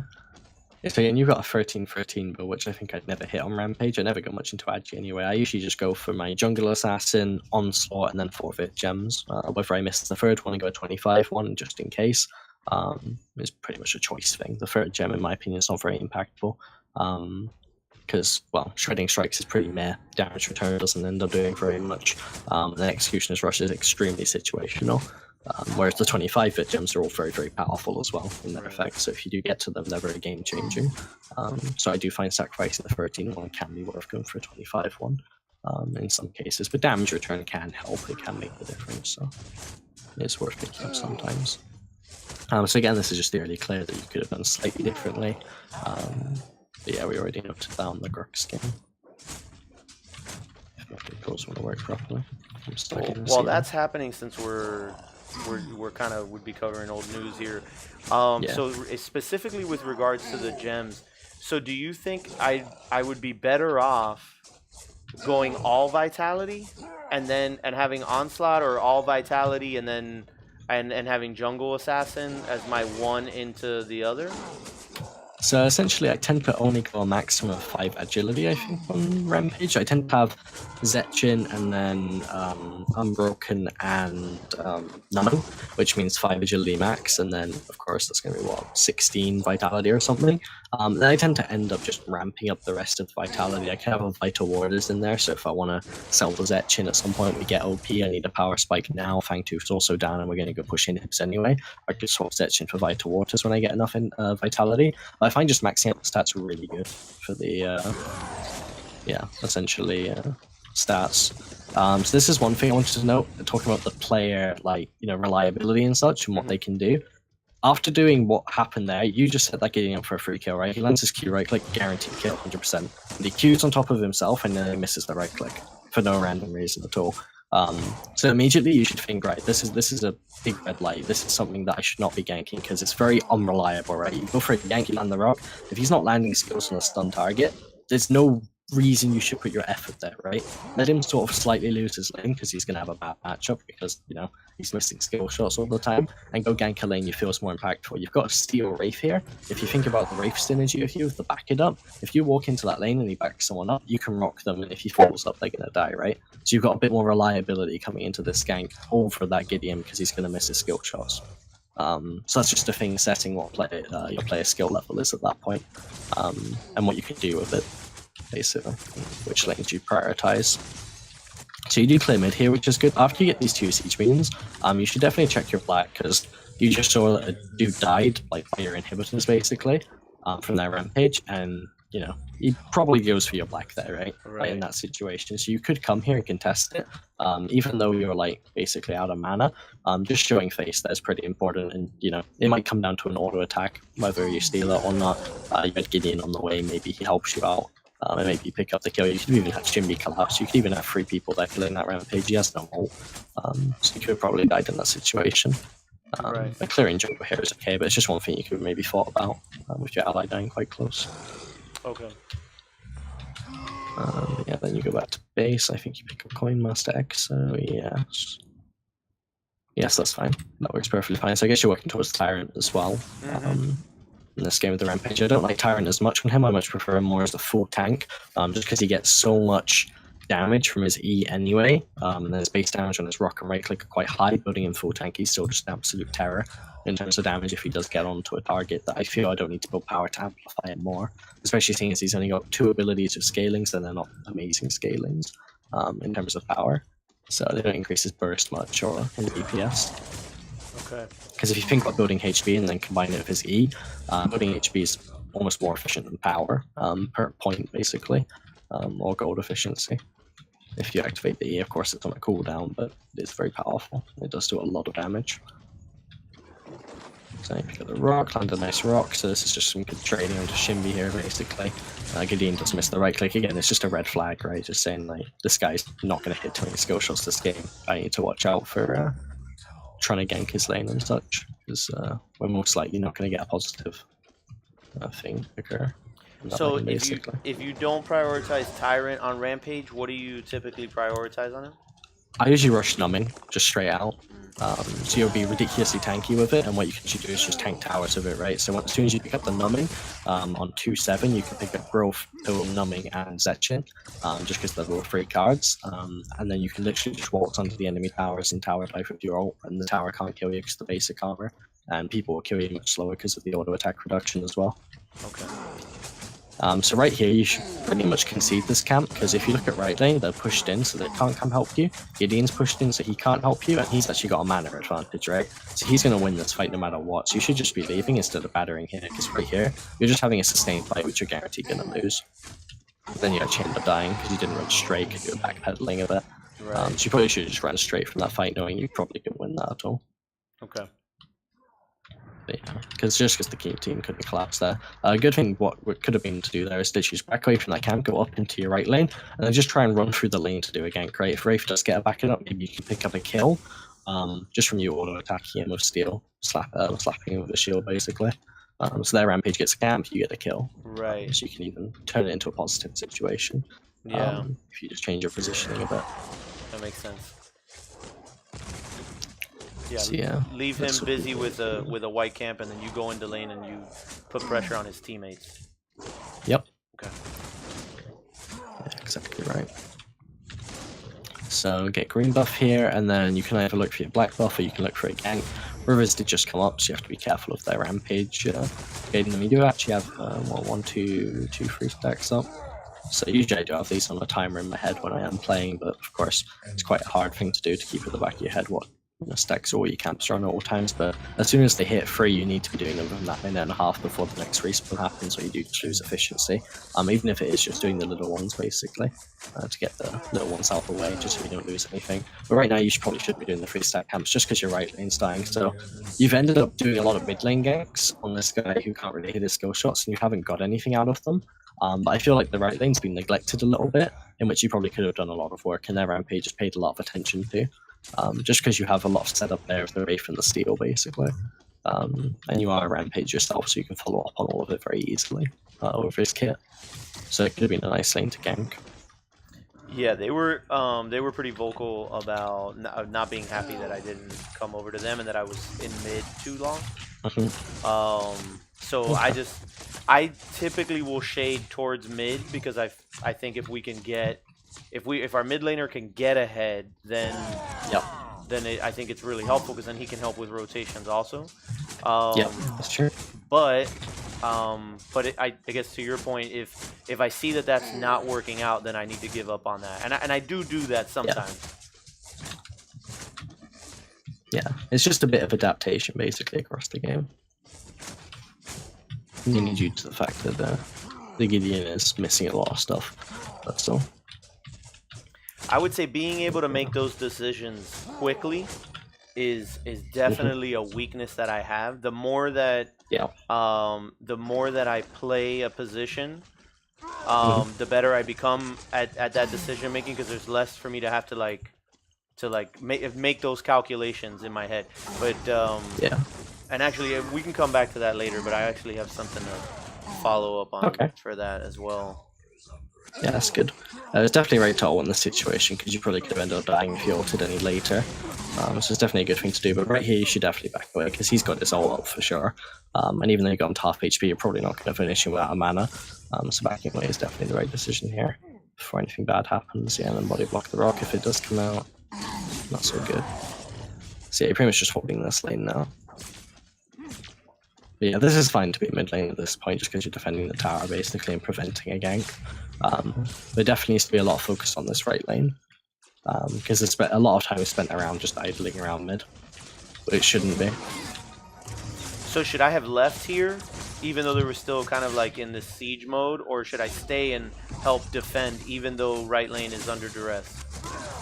I'd probably just stay just until they back away, basically. Okay. So right now, this is the perfect time to leave. Your Gideon should have backed ages ago anyway, so because he could be back in lane right now full HP, because you could have held it alone. So that's probably his mistake more so than anything. Okay. But yeah, I'd probably clear the white camps here before backing, just to have more efficiency. Just clear all the white camps out, then back. Just use my E to do it, basically. So I think here I'm going to get Tyrant. Well, actually you have Tyrant. Yeah, you've actually got free. Oh, so you've actually got quite late. You've actually got 2 extra points. Didn't even consider that. Actually, back to Nages. So I have a question there. So a lot of times I'll leave the camp there because I'm going to go get Tyrant and I want to use those camps. That's fine. That's okay. Okay. Yeah, that's fine. Yeah, I didn't realize you didn't even have Tyrant already. It's just because you haven't backed in a while. Yeah, you've even got 2 extra points. Yeah, I thought we were bringing him back for it, but yeah, that's fine. So yeah, the Tyrant's a good pickup here. And you could probably you should probably even gone to your green side and just get out the jungle here, because you could have just done all the white screen into black and then do gank, so you get that Tyrant spike that I was talking about. You get all those stacks immediately, then you can utilize them with the black buff, and then you can come back and then finish it off later with a future clear.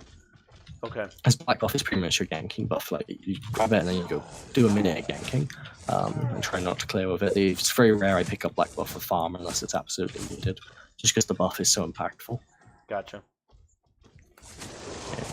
Black buff is a slight buff to jungler's efficiency in terms of gold and XP, in comparison to the old white camp that was there, just because it's gone slightly faster in relevance to how much gold and XP it is per minute. This Gideon is just trying to run around in circles, apparently. Yeah, and my duo didn't come over, and that's why you see me looking at them. I was so mad right there, because I thought we could have killed him, and but yeah, they just wouldn't come over. Yeah, free Gideon probably definitely would have killed him, but he was still just running around. Once he's gone, yeah, you should go do green. But after this, you should definitely go straight to right lane if you could probably just walk behind them and go for the gank, because that gadget's pretty much a free kill scene there, right? You have like a steal here, he's even got his ultimate ready, so you can see that. You got a Wraith to back it up, Gideon's roaming over. So you probably could have come around the back here, so it's just a bit of an awkward position there. It should still be at least a kill.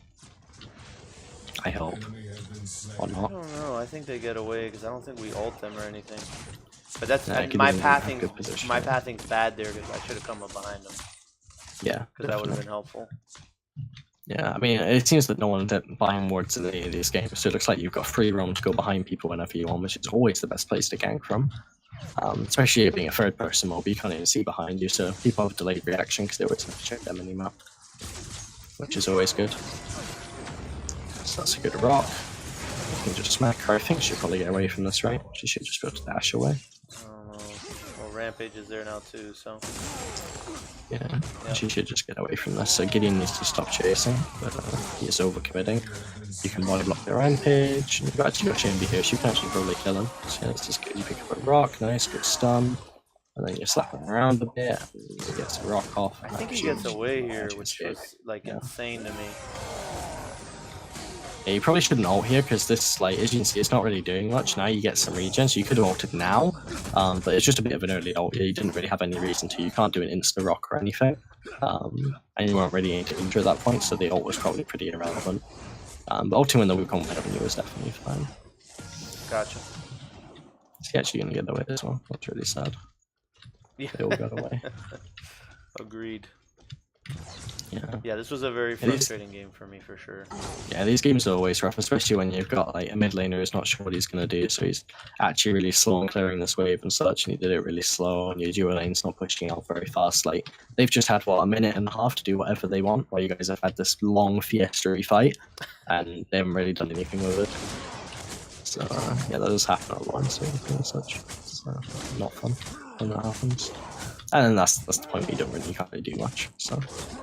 Well, the other thing is that Mike TV says he loves coming in from behind. So. Yes. I know he does. I know he does. Especially with his Rampage. God. Okay. So yeah, definitely going back to green side to go farm here is very important, because you got 3-stack camps up, I think, on all 4 of them. But now I went black buff because I was on that side. Should I have left it uncleared, or should I and gone to back to my regular jungle, or should I have indeed done what I did there and take it and then come to jungle? Usually I always just auto path to go inside, clear as much of it as I can, then get green, then go black. It's just the general tradition. I always try and leave black till last if I can. I'll only get it if I'm literally on that side. I've just done a successful gank. I'm not going to look to gank, so I might as well just get it for farm. Because I'll need it in 3 minutes, not now, basically. Okay. So I'll just get it for farm at that point. But that's like the only time I'll get it for farm is when I'm just on that side anyway, and I'm not looking to gank for a few minutes. I'm looking just to farm. Okay. Otherwise, I'll just auto path to green side, clear as much of the green whites as I can, get the green as late as I can, and then do the black and look for ganks. Because I don't want to waste any time, basically. I want to get all my farm done, so I have more time to gank. Okay. It's a hard skill fitting in farm in between ganks and when to do it and such. Because like right now, in my opinion, you could be farming these camps, but then again, you don't know how fast this guy's going to push. So I probably would have taken one extra camp there while you were sitting deciding which one to do. But you went straight to the lane in the end. Okay. Which was fine too, but it's more efficient to do the camp, especially as you have tiring to stack, because that shouldn't be fully stacked yet. Well, I think here I'm like typing because they were complaining, so I think I was explaining myself on why I was trying to help mid, and so the like that whole sequence there where you see that I'm like taking a camp, I stop, and it's like, you know, I think they were like calling me names at that point. Yeah. So I was just addressing the issue. Makes sense. Okay, so you can come into mid lane here. You should probably go up the steps here, and again, just come around the back of them rather than the front, because you could maybe get the Gideon there if you ult and then rock him, then just go straight onto him, because Gadget's got no CC, she's not going to stop you. So she could do it. That could have been a potential idea there. Go around the back of these again. You could probably just look for a rock here, probably get Shunga, I presume. or Rampage. Maybe you should kill him, yeah, to get it off. Again, probably an unnecessary ult here, you probably E instead, just because the ult's not really doing anything right. Like, it doesn't give you anything apart from the instant abilities, basically, and the reduced cooldowns and regen. It's nothing mobility based, there's no mana regen involved. Just so it's a bit more pointless when you use it like that. Okay. So, it's more of a mana management, cooldown management thing again. Just knowing which abilities to use at what times. Okay. Yeah. Do you use the bar at the top, or do you use the bar above your hero? I have it like off to the side, but I mean I hate all of them, but yeah, I have the one. Just Same. I'd like to be able to see the specific number, but not at the top of the screen because that's just in the worst place possible. Yeah. Yeah. So I tend to just play with the bar above my head because I know my mana sort of averages as well on these heroes anyway. Well, thankfully on Tuesday we'll have some better options. Come Tuesday. Soon. Yeah. That would be nice. Rampage with the rock. Yeah, just so you can keep track of your mana. Because maybe you want to have that one on the top one just for now, just so you can see the actual exact mana you have, just so you know if you can, ult then rock, or if you need to just hold off on the ult and just do a rock. So that's actually been an issue here the last 2 days that I've played, which would have been Wednesday, Thursday. I had that situation arise. Because I have them turned off on the top, but I have it to show the numbers. But if you don't have the health bar on the top on, you can't see the numbers. So you can't just have the numbers. Yeah. Yeah, so I've had that problem where I'm like, gosh, I don't know how close I am to having it. So yeah. That's a good point. Yeah, it might just be a thing to consider until they fix it or something. Mm-hmm. Just because, that would be nice. And you can actually get your mana management a bit more organized than just for fights and such on the go. I have to turn it on for heroes that I don't usually play, such as like a jungle for whatever reason, just so I know that whatever abilities I'm using, I can do the full combo basically. I'm gonna keep coming back to that because I don't know why I did that. It wasn't bad, to be honest. Went better than I thought it would. Right, let's come in here. Gideon runs away, Gideon runs away, drop the rock, all good, back away. So Gideon's pretty much losing all his 1v1s. He's been losing lane, he's not been pushing lane, so he's pretty much just becoming a bit more of a detriment at this point, which again just means you need to be playing around the Raven Steel a little bit more, in my opinion, or at least the Shimby, because she's quite strong. So definitely ult here, this is pretty good, rock the Shimby, and just walk away. So yeah, this is all good. Yeah, I think he had invis, because I didn't know he was there. Yeah. So I was sitting there like a tree. And... Yeah, Rampage ult isn't that long of a cooldown, so it doesn't matter if you use it like that. You can just use it, get away, and it's probably going to be up to the next fight, regardless. Yeah, I was very concerned with her in this game because she had already gotten several kills, and I thought, oh gosh, that's so painful to watch. And so I was just concerned, so at times I would ult because I didn't know if she would kill me in like 3 shots. So I was, so I was a little more liberal than I normally am with it. I'm surprised your Gideon didn't go for an ult down too early. But regardless, I think those 2 kills are happening. This might be another kill that happens. Is she not dead? Good rock timing. Yeah, very good. Well done. So that was excellent. This is a great turnaround overall play from your team. Lots of easy kills, lots of good AoE happened. We'll have to keep an eye on the Wukong, because he's become more and more of an issue across this game. Especially he's got Swamp Stalker and Heavy Hitter, so he's going to kill towers very, very quickly. So he's one thing to keep an eye on, but he doesn't seem to be too much of an issue at the moment. That's a good ult timing, baits her in, her ult shouldn't kill you next. I'm going to heal up nicely. This Wukong should die here, you should probably go for a rock in there. Because he's focusing the steal anyway, he's got nothing that would hit you. Yeah, you get the rock anyway. Yeah, now, right there. Excellent. Yeah, I think it was on cooldown. And at this point, I thought we were going to win the game. This is a huge turnaround, this is massive. You should get this as well, because you have Zetchin. So one of the problems with my Zetchin is I've been using it early. Oh, right, I see. Because I don't know how much it's going to hit for it. Yeah. And so I don't know, like, but I think in this spot, well, yeah, there it is, it's gone. Yeah. Yeah, it's a huge thing. Like in League, you can just click on the jungle monster and you'll see how much damage your smite does to secure. So you can do it literally on the 1 HP that it hits it. In this game, we don't have the number of the minion to go off of, so it is a very chance-related thing. But you still have to average it out, right? Like I've been sat in bot games for hours at a time, but using sections on fucking Fang 2 for ages until I realised what threshold was going to do it.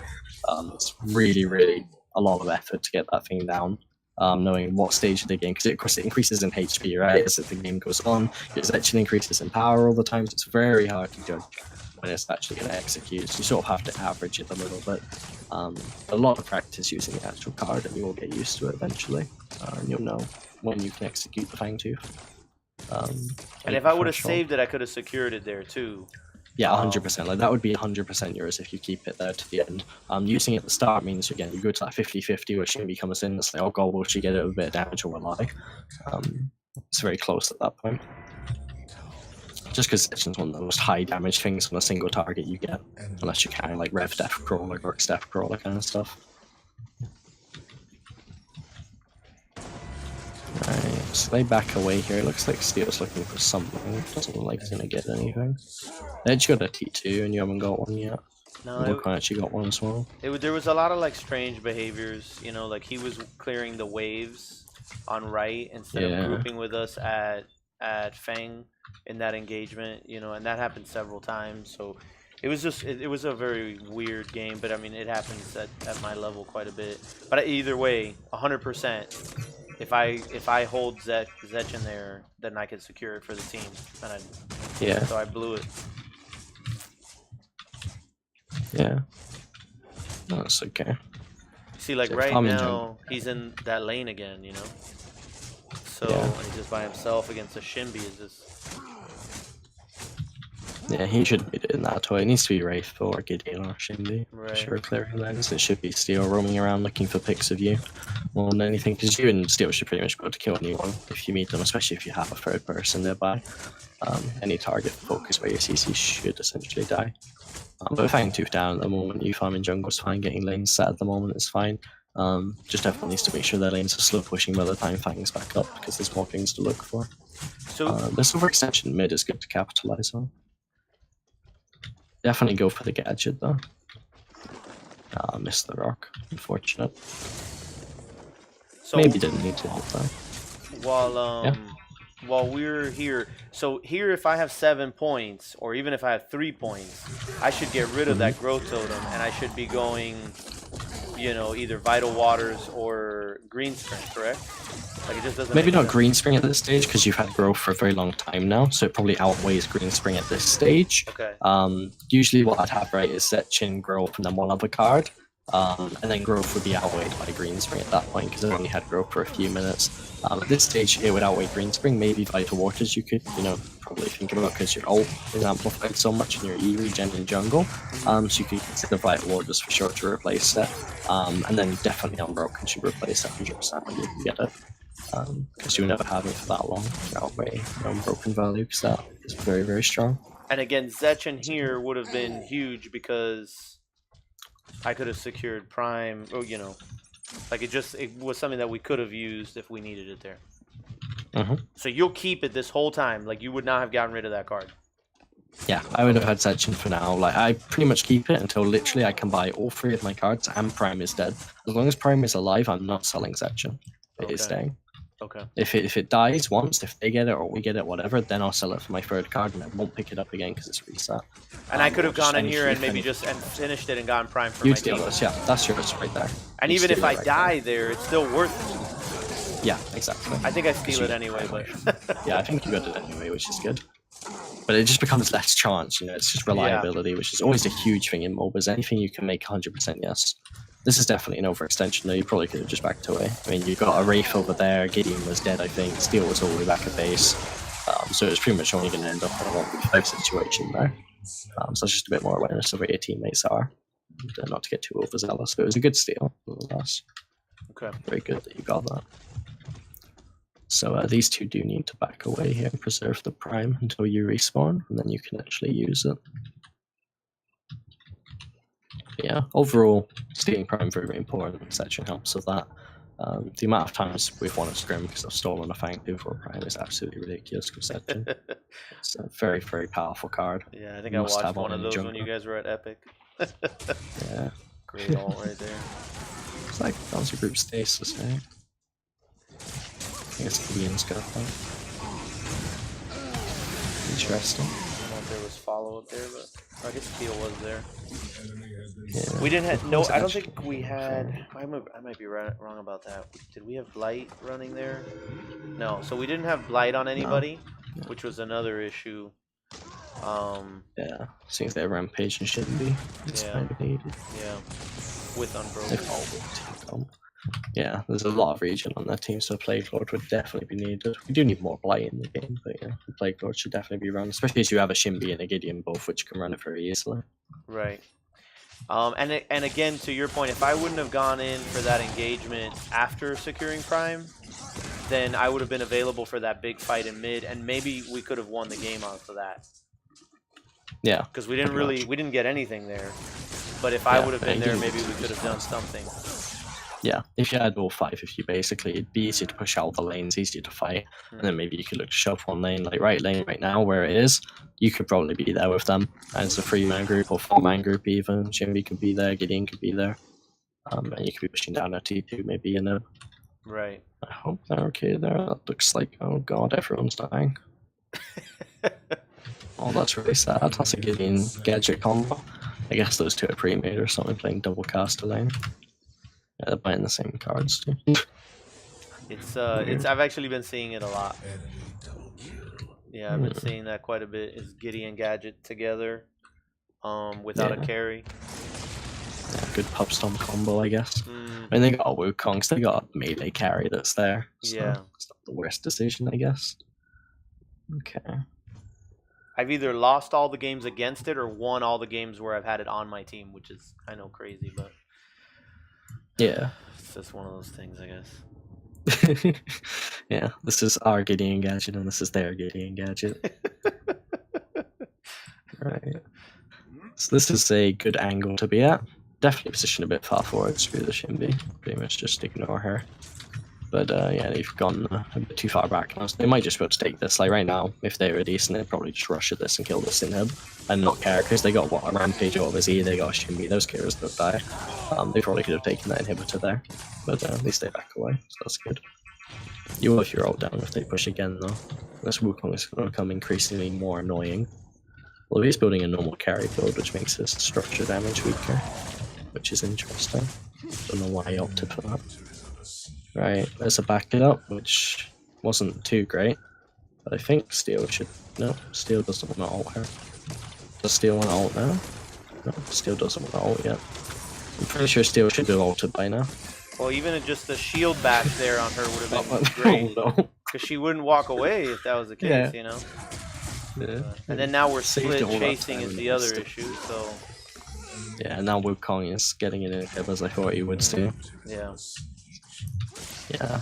So at this point, what you do is you let those two push, and you actually push mid lane here instead of coming back. So essentially, you should just realize these two are probably going to be able to stave off the Wukong, right? Wave got away, you can go back to the base, you can heal up, you can push out the wave. You guys actually need to do something right now, right? You just lost an inhib, and the game's come like in their favor heavily. They've got the pressure now, so you need to try and do something to relieve it. So pushing mid here even further would be really good, getting it towards the T2 instead of chasing more kills around, basically.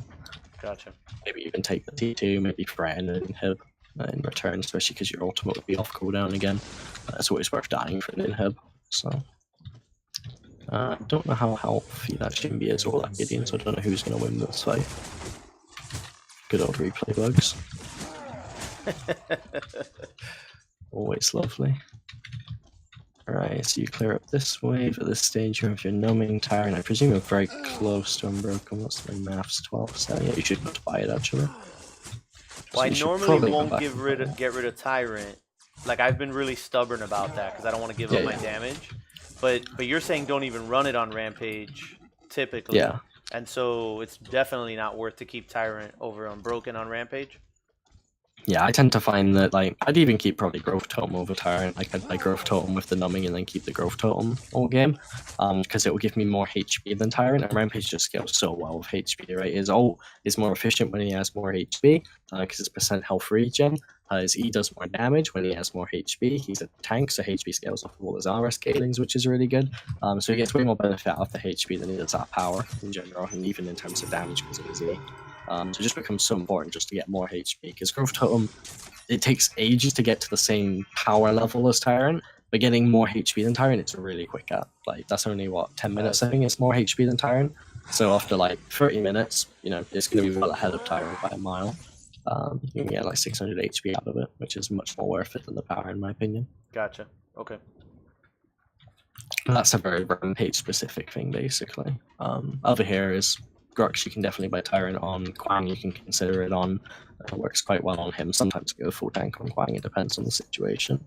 But yeah, there's quite a few junglers Tyrant can work on quite nicely. It's never really a bad card, just power HP is like Adam and Edges from before. It's always going to be solid. Alright, so team's aggro 4. There should be a dead gadget, I presume. You probably should have noticed the back it up there and had your rock ready, just to secure that kill, because I hope she does die. I still don't even know what's going on. That Gideon teleported over. You probably could have killed him as well. You just need to have your rock ready and be more aware of your surroundings there, I think. Just to be ready to follow up and stuff, because you probably could have created 1 or 2 kills there, or at least made the gadget a bit easier. Okay. Wraith is being chased down. You can actually go help him here. Oh, no, you're just going straight towards the T2. I think that Wukong gets away anyway. Even if you land a really good rock, I think he'd walk out. Yeah, I think so. Maybe a back it up from Wraith. No.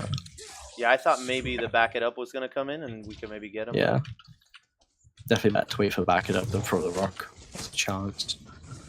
Because it doesn't matter how good you are at throwing rocks, there's always a chance at that range where it just misses because they can dodge. Whereas the back it up guarantees it. So Prime's up at this stage again. It would be lovely to have Section here, basically. Yeah. Just to secure this one. Even because they started, because again, people, as you see, no one buys Section, right? None of them have it, and they never have it. Enemy teams never buy Section, so that means you've just got, like, well, they're doing OP, but it's my OP. Thanks for the OP. That's just that card, basically. So yeah, this Gideon actually ults you for some reason so low, so he should die for that. Group stasis. Hi, that's what you want for Rock and Rampage. Group stasis looks silly. I think Wukong is just pushing again. I don't know why Steel is the one defending. Right, yeah. Yeah, that was the really, really odd thing that kept happening. It was very strange. Yeah, Shimby should always be matching. Shimmy can 1v1 the Wukong, she destroyed the Wukong, she should always be matching him. It's very wonky if not. Oh, you actually threw it over him because he had his ult. Turn off. That's quite interesting. Might just want to aim at his feet just for consistency's sake. Yeah. That was an interesting one. Let's get rocked. But yeah, fighting the Rampage is just like, it's not really necessary, right? Like he's already full HP. Like, and he was like 1 HP earlier. Like, the hero never really dies, and it's just worthless focusing him. I'd always just focus every other target. Like, so if you see someone, like, if you get a Rampage to half HP and you see a full HP, like, mid laner next to you, just go kill that instead. Like, just ignore that Rampage, because he's not gonna die. Okay. Unless you've got the teams actually following up with stuff, then I'd definitely just go for the squishier target. Well, and he's ahead too, so it's another issue. Yeah. I think it was more of an emotional situation there, where I was just like so frustrated. I was like, I just wanted to kill him once. Between him and Shinbi, I just like wanted them to die. Yeah. In game. Yeah. Alright, this Wukong is completely inting. He should die for this. Good, just CC the heck out of him. Yep, that's very nice. Well, this is comeback time, right? So now you just push up, and you literally just have to Hail Mary mid, basically, of Gideon defending base, I'd say. Well, Wukong's dead, that's what I'd do. Oh, no, you're not chasing the Rampage, are you? You are chasing the Rampage, aren't you? Oh, no. See, look what's going to happen here. We're back into the emotional.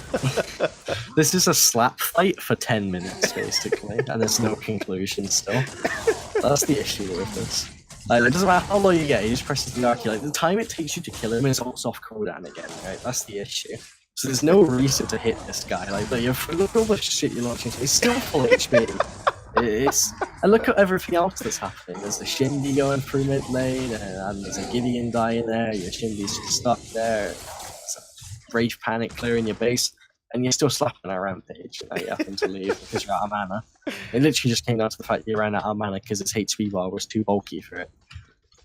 So yeah, definitely just try and ignore Rampages in the future, because at the end of the day, hitting them only gives them more mana, which makes them do more stuff, basically. So unless you're going to definitely 100% 100 to 0 them with your team, just ignore the hell out of him. Like right now, just kill that gadget. Like that little Rampage next to you, ignore the hell out of him. He's not going to do anything. I'm going to slap someone else. Slap the Gideon, slap the Shinbi. The Shinbi dies faster. Because like, you're not going to die either. You're a Rampage as well. So like, you know, at the end of the day, you both have to ignore each other. It's whichever Rampage kills the enemy team first. Yep, That's basically what happens at this stage. But yeah, at this point with 2 inhibs down, it's becoming very hard to come back, especially when Rampage gets to this stage, because he's probably just not going to care and kill your inhibitor. Welcome to Rampage. Stupid design when he gets to this stage of the game. Well, here I went for Gideon.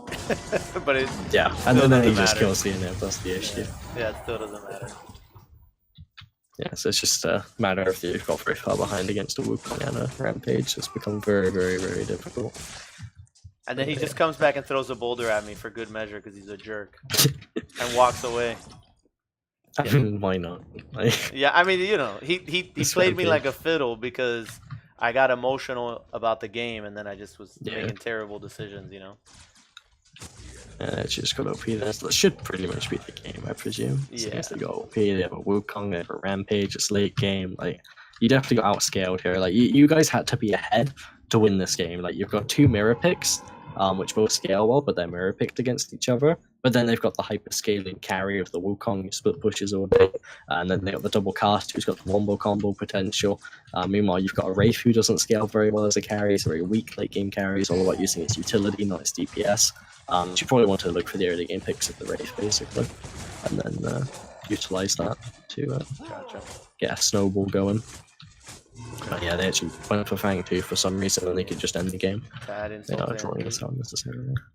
Yeah, it seems to be what they're doing here. Well, we're kind of just letting this one play out. So prior to 44, is that right? Yeah, prior to 44 and Deathcrawler Grux, I was running a growth order Rampage. Yep. And my win rate was very high, and he became my best hero. Now I've been told that I need to run Numbing Rogue in order to deal with the Grux.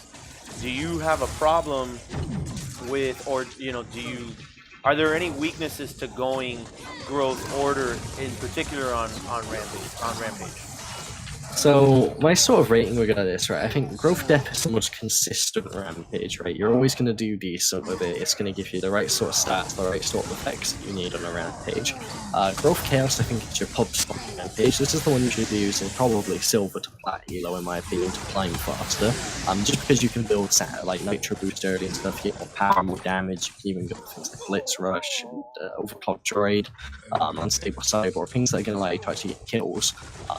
This can be something you can go for to like win games very hard and carry yourself a little bit more.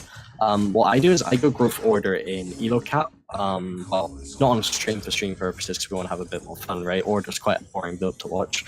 But I tend to go growth order in scrims, for example, or games that don't play on stream because it's much more efficient when you have good players, right? If I know I have a really strong player on my team, I'm actually building Malink's Grace, the shield card. Like first card, right? It gives like 460 HP, which makes you super tanky. The active gives you like 25% of your HP as a shield to your ally and to you. So you get tons of shield, they get tons of shield. You're really tanky, they're not really tanky because the shield's off your HP. So that's a really good card to buy. You also get Yomi Guardian, which is a crazy good card. Poised Aggressor, you get your early wards, so you can do the Coin Master ward thing, like I said, to get the level 1 wards out. There's a lot you can do with order, and I definitely think it's very strong. One of the most strong doors even, not just Rampage. Okay. And so do you think, because I'm gold right now, I was platinum before 43. And then, so would you say that I would be okay going growth order, or do you think I have to run growth chaos, growth death? Assuming, like Grux is going to get fixed here real soon, right? Yeah. So, so assuming, or knowing that that's coming down the pike, then is growth order or growth chaos, like, should I go growth chaos until I get into high plat and fight my way back up, or can I make growth order work? I mean, I don't know. What are your thoughts? I mean, growth order can be aggressive because it does have the poised aggressor to keep you aggro early. It's one of the best level 1 cards, especially for jungle ganks and such. It's a lot of damage, especially for Grux, who amplifies it with his ultimate and his right click. I think if you do want to like definitely stomp the AoEs and stuff. I think the Chaos one is definitely way better in that regards. It does just give more damage output and such, and you can carry games harder with it. But if your playstyle definitely suits the more supportive style, then the order build can be plenty fine. Yomi Guardian is a crazy powerful card. If you're running into Iggy's all the time, it's amazing as well because it actually blocks his turret damage. If people didn't know, it's a common random thing that people don't know because turret steal ability damage, right? And it blocks basic damage, so it shouldn't work, but it does. And because it blocks the turret damage, it blocked his burn damage as well, because it doesn't apply if the turrets don't do damage. So his auto attacks don't damage you, his turrets don't damage you, so his burn doesn't affect you, so his only damage is Molotov on you. That's literally the only damage he can do to you, which is like nothing. So you basically negate Iggy completely for team fights when you have Yomi Guardian. It's a crazy strong card. You get shield card at Malik's Grace, which allows you to keep a particular ally alive as well as yourself, which is super potent. And there's a bunch of other options in there and stuff. If you want to go more of a damagey build, you've got things like Sacred Alchemy, which still give you some sustain, which aren't too bad. So I have my growth order build up here, which I miss dearly. Now I know you said that Tyrant is not like a must on Rampage, or you don't even run it. And then I know in your jungle guide, you mentioned Vanguard Captain, which is a card that I was really high on before. Do you think I'd be better off getting Vanguard Captain over Tyrant? Or should I just keep I think it's a great card. Yeah. I think it's one of the best early game tank cards that sustains crazy early game, like 7 elf regen or something, which is, not quite possessed striking, but it's getting pretty close in terms of sustain. You don't need to run jungle lifesteal if you go it usually, because you don't take damage from jungle creeps when you pick it up, because they literally do 0 damage to the little ones, and the big ones do nothing. And the health regen will cover the rest of it. It also curves really nicely into Malik's Grace, because it's a 2-1, which goes into a 5-2, so it's just a step up, basically. So it's a nice curve towards that. And when you get Malik's Grace, you also get your Zetchin at the same time. And you can also have your Poised if you had your 1 agility. So you get those 3 together. So you got some nice spikes of the build too. So, but I would need to realign my gems a bit in order to make that work, right? Like my gem path would need to be a little different, or not. I would just basically just buy free slots into those attributes that I wouldn't be necessarily getting something off of. I usually go with the standard free early gems, so Jungle Assassin, Jungle Lifesteal, and then Onslaught, because that's so good on Rampage as well. Just because Onslaught, you get the 1 int anyway for the Vanguard Captain or the Malik's Grace or Song of the Sentinel if you go that late game. And then I go the 4 Vit gems. So again, I have to make the decision. I go for the 25 one, because I think improved health regen is absolutely nutty how valuable it is when you do get it. But you can go for the damage return instead on the 3rd one if you want. And then, of course, Reflexive Purify is pretty much a must in this meta as the 4th gem. And Mana React is an obvious choice. So 1, 4, 1 in gems. So say that again. It's 1, 4, and 1? 1. Yeah, for gems.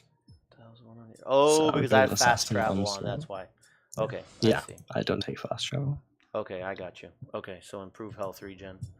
And then you're not doing damage return, which I had the Reflexive Purify, but I took it off because I thought that was the one you were giving up. But okay, so that's perfect. Okay, so I'll realign this later. But thanks for the input, because that was like stuff that from the jungle guide, I was like, well, I'm not sure.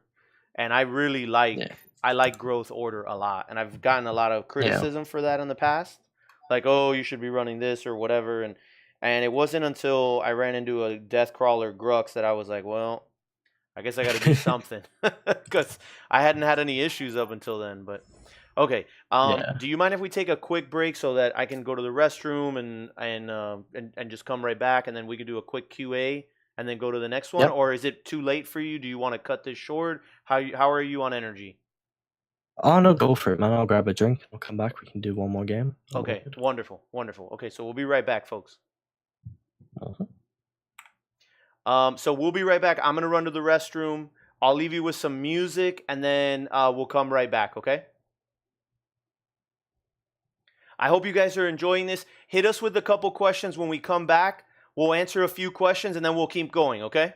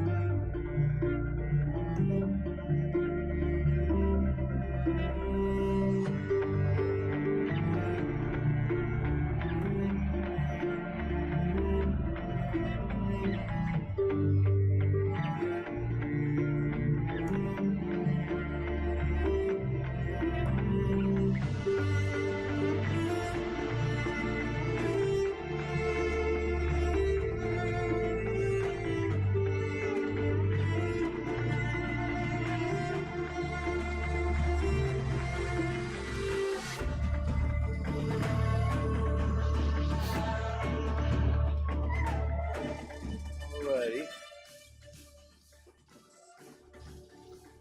All right, let's get this back up in here. Real quick, I would like to thank everyone that's come out this evening. We did want to try to do this on the weekday, but it is a bit of a challenge for Blood to have to do these kinds of things on the weekdays. So, I mean, we are extremely grateful that he was able to fit us into his schedule and to be able to stay up this late with us, because he has a very different time. There's a very different time variable for him. It was 2 a.m. at 9, so it's like 4 a.m. for him. So this man is grinding it. So we're not going to waste too much time on anything other than continuing here with the coaching session. But I did want to at least thank you all for being here. I want to thank Epic for promoting this. I want to thank Blood for being here. I thank you all for the follows and all of the wonderful questions. So thank you. So we'll look at questions here real quick, and then after we'll look at questions real quick, and if there aren't any, then we'll jump into the next one. Yep, sounds good. Let's see here. Can Blood go into detail into his crunch knowledge growth build deck?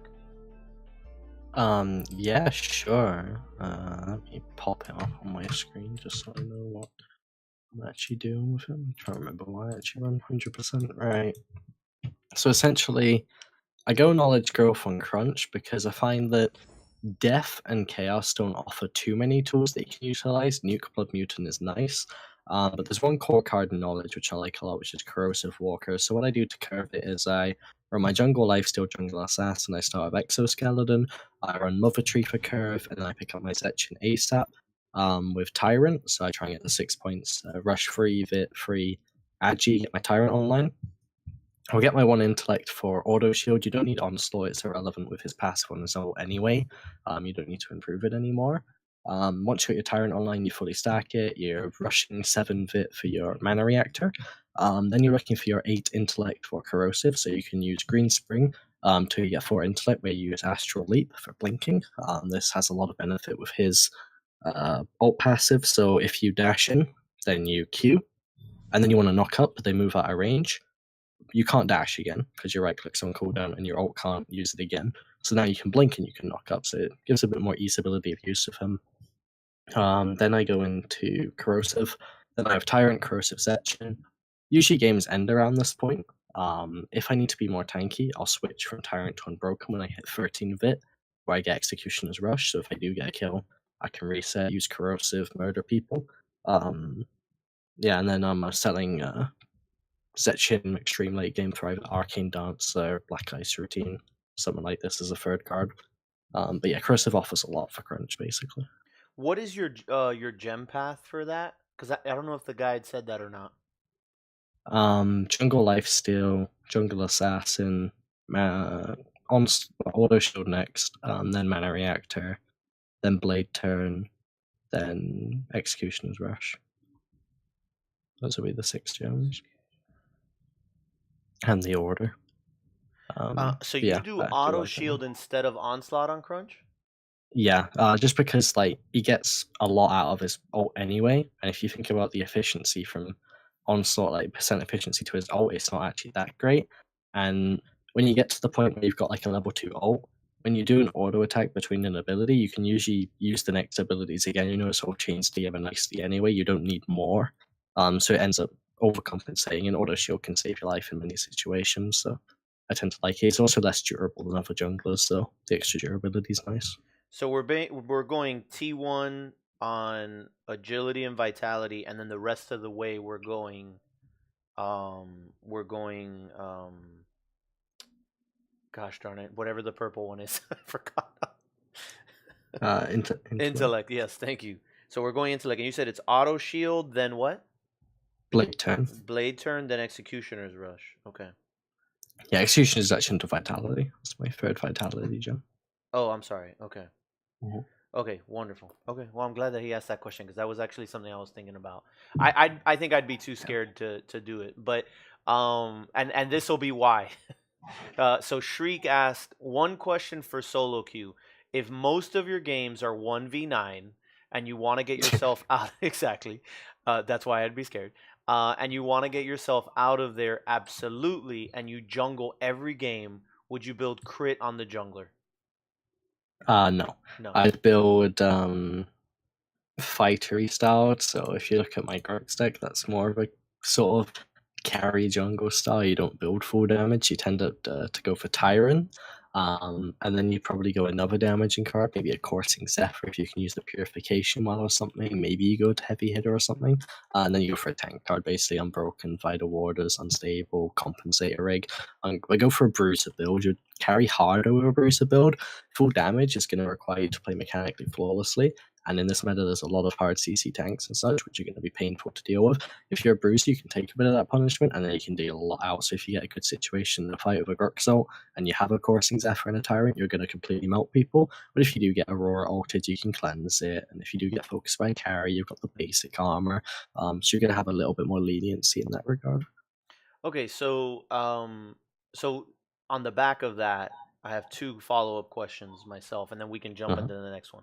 So would you say then you go growth chaos, or would you go death chaos?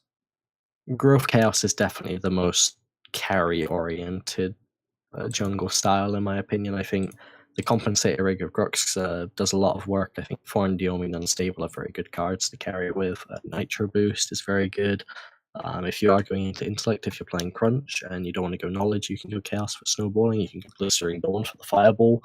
Combos well with Knockup, or even Reactor Beast or something. So Chaos offers a lot of very snowbally cards. Death Crawler, of course, is one of them for Grux. Okay, and I've asked this question of other people that have been here with us, and it's kind of on the back of what Shriek was talking about there. So, one of the things that I hear a lot is like, "Oh, I'm in silver because my teammates are bad, right?" And so that's not my style. That's not like like I'll be honest, my teammates are usually pretty bad, but I always like even when I'm streaming, I'm like I could have done this better. I could have made this decision better here.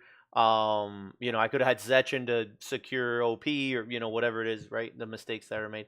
And so I always look inward, or usually anyway. And on the rare occasion, like I've played some games where I thought I was pretty flawless, and then like chat will be like, "Oh, you should have done this," and I'm like, "No, I'm not taking the rap for this one," But that's very rare for me. So that's probably happened 3 times in my life on Paragon. And so, but so the question that I normally ask is like, what are the tips to be able to kind of get out of whatever this like some people call it elo hell or whatever, because the thing that like I feel like I'm playing much better than I was before. That doesn't necessarily mean that I should be higher yet, right?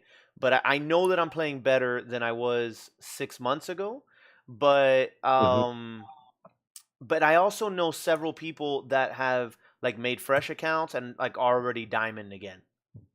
So like, how is it that that's happening? Are they only playing a certain role? Like, have you made multiple accounts, and do you always just blow through it? If you were to solo queue, have you done an A to Z solo queue before? Yeah, so I've done it many times. I had a moment where, so when I created basically Jungle Seraph, when she sort of came out on the first iteration of Monolith kind of thing, like when she was sort of fresh into Monolith and people were like, "Oh my god, Seraph Jungle, what's this?"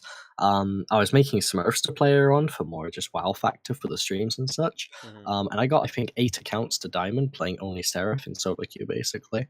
Wow. Sometimes with a couple other people every now and again for fun, just viewers or for sake or whatever. It was helping with the stream. But it was just getting those accounts up there. It's just spamming through them, hard carrying games that we're having fun. So when you do get to the skill level of like, Diamond Master, whatever, it's easier to get there again. You sort of understand the routes towards it. When you're getting there for your first time, one thing I think is a great tip, if you ever noticed when I did it with like just, I was doing carry to diamond, I was doing jungle to diamond, etc. When I did the jungle one, I picked 7, the first game I had in silver. And all I did was gank and just go like 25 and or whatever. I didn't actually farm at all. You have to disobey a lot of the laws of competitive gameplay when it comes to lower level games, just due to the fact people do some weird stuff and people don't like stuff, and you got to think about their mentality is number one, and number two, you got to think ganking is more important than farming in lower elos. People don't ward as much, people don't know how to react to ganks as well. If you can gank perfectly, just gank all game, and that's all you ever do. You rarely farm, like maybe farm your buffs and then get your free stacks when possible. Otherwise, just focus on just ganking, getting kills, getting ahead, getting your team ahead, and then just snowballing. You just get yourself really far ahead with the amount of kills you get and just gank loads. And this also compares to that mentality, right? In low elos, if they die 3 or 4 times, they just give up, they're just done. Or they'll just start doing stupid decisions. It always happens because they're not really used to this kind of situation. So if you can get spam ganking down successfully, you'll fly through lower elos for sure. Um, I'm gonna like we should jump into the next one because I know it's getting late for you. Mhm. But I messed up because the very first game, I think it was it was the first demo we did. So one of the issues, and actually it happened in the second one as well, where our safe lane was pressured, right? Like that Shinbi in the first game was Mhm. pressuring right lane a lot. And then in the second game, we had Gideon and Gadget duo over there putting a ton of pressure. And I think Mhm. and then their Rampage and their Shinbi were pressuring mid. So the reason why I chose to give you those two demos first was because if the flow of the game goes according to like what I think it should be in my head, I usually have a Yeah. very good game, right? Yeah. Because the pace of the game is good. Now I've duoed with Sundown and I've duoed with a couple other people that were really high, and Mhm. like the pace of the game is just so much faster. Like Yeah. I'm not equipped to deal with that, and I don't know what the answer is sometimes when that's happening. So like they're pressuring my mid and they're pressuring my right, and my off lane struggling, and I'm in jungle and I don't know what to do because I'm like, well, this is what I want to do, but like so I don't know if there is an answer for that. I don't know if there's like advice that you could give to somebody for that. Like you're either ready for the speed or you're not, but Mhm. I don't know. Any thoughts or suggestions on any of that, or am I just got to grow up? I mean, well, that could be part of it, but speed is definitely like an element that is very important moments in terms of just decisions need to be instant. You need to know exactly what you're doing instantly. Your mechanics need to be flawless. You need to be doing them very quickly. Just the fact that if you can pull off certain combos perfectly, will allow you to win entire games and lower elos is very important. Just mechanically, be it just a Grux combo with right clicks and ease efficiently on a couple people, or a crunch combo done properly, or a Sephiroth ult into root and then dash and Q them or whatever. People just don't understand how to do these basic things sometimes, and they require quick execution and fast thinking. I've seen people that are just below elo cap that get into elo cap due to the fact they can do this kind of stuff, mainly due to things like Sephiroth gets hooked, and then he does that dash behind the enemy team and ults them into his own team and wins the game, basically. I've seen people just below elo cap do that, and that's why they get elo cap. But then they get into those higher elos, and then the Richter grabs them, and then the Sev dashes behind him, and then he silences them, and he also, and the Sev dies because the Richter was quicker, so he's not used to that kind of gameplay pace, basically. So it's always thinking that extra step ahead, and whenever you can do that, it's going to make you a much better player, basically. Um, just deciding stuff basically pretty decisively and Okay. reacting accordingly. Okay. But as Well, faster you are, the better. chat says I just need to get good, or maybe I'm too old for a MOBA. All right.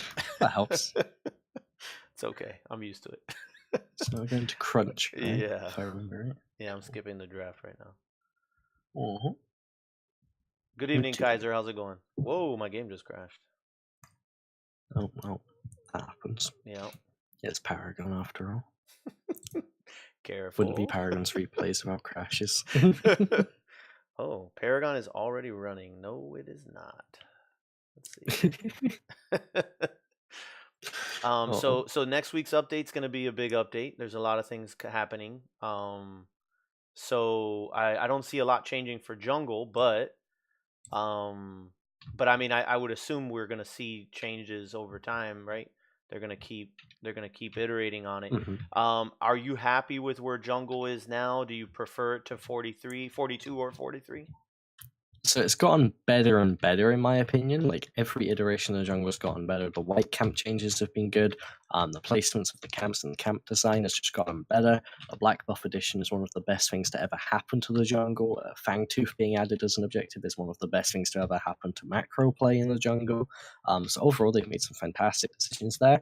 The only thing that I'd like to see change now is either change the way green buff works in its entirety. So I do love blue buff from League, and I'd love that to be a buff in this essentially. But because they have the river buffs, I can understand the green, so I understand why they want to keep it. And then the main thing that I'd like change is the white camps, basically into variety camps, basically. So you do have your 5-stack camp kind of thing, like the old style of white camp. Then you have one white camp which does this 3-stack thing, and then you have a couple others which have different mechanics behind them. One big guy maybe splits into a couple smaller dudes when you kill him, and they split into smaller dudes. Like in League, you have the Krugs. Maybe you just have one big guy in a camp that's just stronger in general. Just different styles of camps, basically, different camps to kill that make them more interesting. Maybe some of them have ranged attacks or whatever.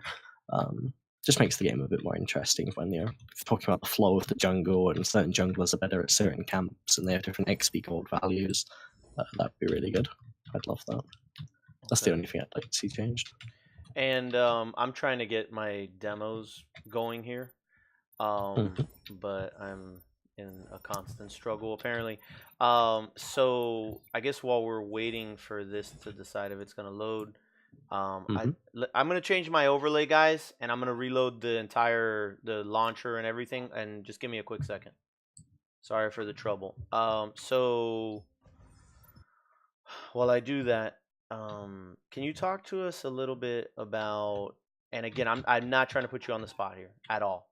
Mhm. Okay. All right. So I would say you could proceed with caution if you want to, or however you want to go about it. But we don't get to talk to a lot of competitive players here, and Sevron's been Yeah. gone for a while.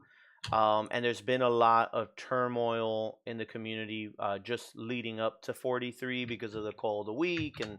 and a lot of hero changes and whatnot. Do you see yourself continuing to play the game competitively? I know some of your teammates Mhm. are not currently active because of some of the changes. Um, where do you stand on that, and where do you see that going for you?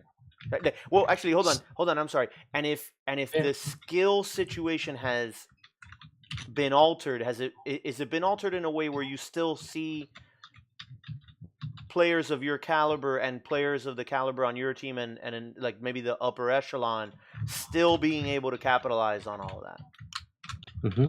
So, first, I'll state that I did do an article about this in Monolith Magazine, Hmm. just recently stating my opinion on it because it was pretty different from the common opinion that seems to be going around at the moment with most players. A lot of people from the current competitive scene and stuff have decided, I don't want to play as much, blah, blah, blah, all that stuff. The rest of my team have been pretty good, in my opinion. Mikey still plays every day, Karma plays every day, Undead plays every day, Marty plays all the scrims and such. So, everyone's still getting their gameplay and things. So my team seems pretty happy with the patch. I think it's one of the best patches ever in terms of still competitive play. Like I've done all the numbers on it and everything. I've been watching scrims, I've been watching pubs and stuff. I'm never gonna just like think this patch is coming out right, the game's dead kind of thing, right? You never just do that. You never be ignorant to what's actually up and coming. Epic are obviously doing what they're doing for a reason and such. And as we've seen in higher elos, all it's done, the Cold of Week change, for example, it hasn't lowered skill ceiling at all, right? Like being able to get these last hits easier in those regards isn't making the players better than what they were before, in my opinion. They were buying Cold a Week anyway. They can just get the last hits anyway. So all it does is diversify the build. So at high elo, it's less Cold a Week, more demo and stuff. And you get to see more variety. You don't need Def just to farm and lane perfectly. And CS numbers haven't really gained because of this. If anything, they've gone down because there's more objective play, more macro play, and I think higher skill players actually struggle more, if anything. As booting for our scrims, I think people struggle when to go for Fangtooth, when to contest Black Buff and such. and they end up idling a bit, not knowing whether to farm or go for these objectives, and actually cost them more farm than anything. I think on the macro style and macro sort of style of gameplay, it has gotten more competitive, the game, due to Fangtooth, due to Black Ops and such, which is a good thing, and I think it makes it better for the competitive scene overall. And I also think the onboarding for new players is better because they're not going to get frustrated with the last hitting mechanic and such, and I think the Fangtooth's a cool thing for them to see. So overall, I'm very positive on the patch, and I think it's actually really good for the game. Okay, wonderful. Wow. Okay. Mhm. I mean, I did read the Monolith magazine, but I thought there was a part there, like maybe I misunderstood the article, but I thought somewhere in there they said like that it wasn't like the full interview wasn't in the article. Am I incorrect? I think it was all in there. I don't. The thing is, they didn't technically do an interview with me like PWR did, but Monolith Magazine. I had a rant in the Epic Discord basically, with them all and a bunch of other people basically just explaining my view on it, and then the owner of Monolith Magazine was like, "Oh, can I use this for the magazine and stuff for an article?" And I was like, "Yeah, Okay. sure, go ahead." Okay. So that thing that was put on Twitter or whatever, that was basically the full thing that I'd written down, I think. Gotcha. And it was popped into the magazine, and then there was a separate interview about competitive scene stuff with PWR, which was pretty unrelated to V44, I think.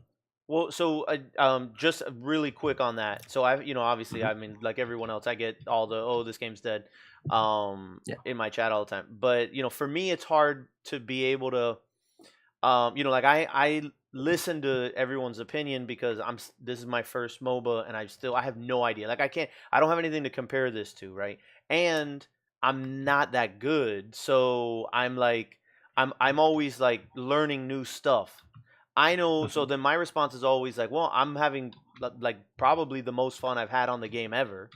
Yep. So it's hard for me to gauge because I'm having fun. But I come from Counter Strike, and like skill based gameplay is so important to me. Like even though in Counter Strike I wasn't at the highest level there either, I got to Supreme, um, but like it was something that I understood, like was the pillar of that game, right? And so Paragon could be different. And so I always feel like I always want a developer to shade or to lean towards the highest skill level. Like that's where I want them to accentuate towards. So I always say that, and it's funny because it's coming from me, and people are like, I guess they don't expect that. Like they think I want like whatever the most pleb thing is.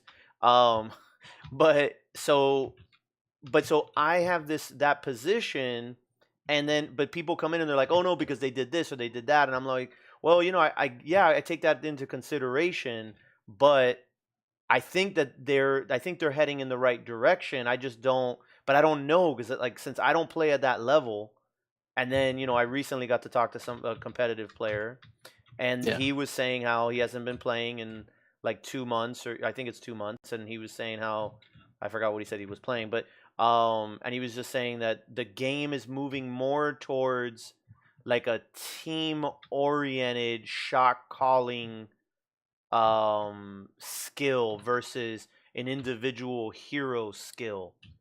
And so like I kind of understand that because of what's taken place with some of the heroes. Would you agree with that, or do you like skill shots and those things, or I'd definitely say across the auto locking abilities, bigger radiuses and stuff, like they're trying to make it easier and more satisfying for players to do stuff mechanically, which does make more of the leniency in terms of high level gameplay rely on macro play, more than micro play in particular.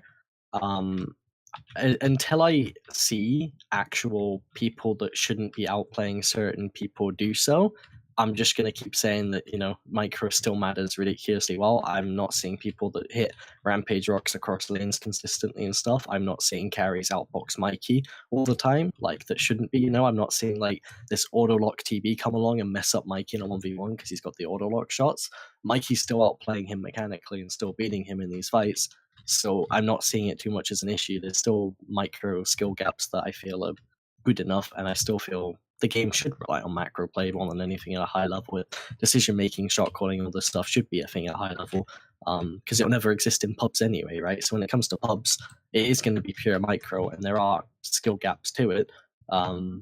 But I think competitive players should definitely rely more on the macro side of things. So I think it's almost the right approach. Like, they've got the better onboarding, like, for example, the goal change, which doesn't affect high-level players in the slightest, really, but it allows more people to get into the game quicker, and it can probably change at a future date anyway. And I'm sure that's what's happening with most of their mechanics. It's all onboarding versus competitive play and how it affects it. And I think it's such minor effects to competitive play for the amount of easeability of play for low tier players at the moment, which I think is a good thing for the game in the current state. Especially if you think competitive scene, right? You want the game to grow first before it gets too competitive. Yeah. Yeah, and so I think overall it's a good thing. And you touched on it there, which is they could always tweak back as as things progress. So okay, all right, cool. So what timestamp are you on? I'm at 148 at the bottom. Okay, 1 second. Okay, I am ready. Okay, 3, 2, 1, go. Right, we are Crunch now. My favorite. My favorite.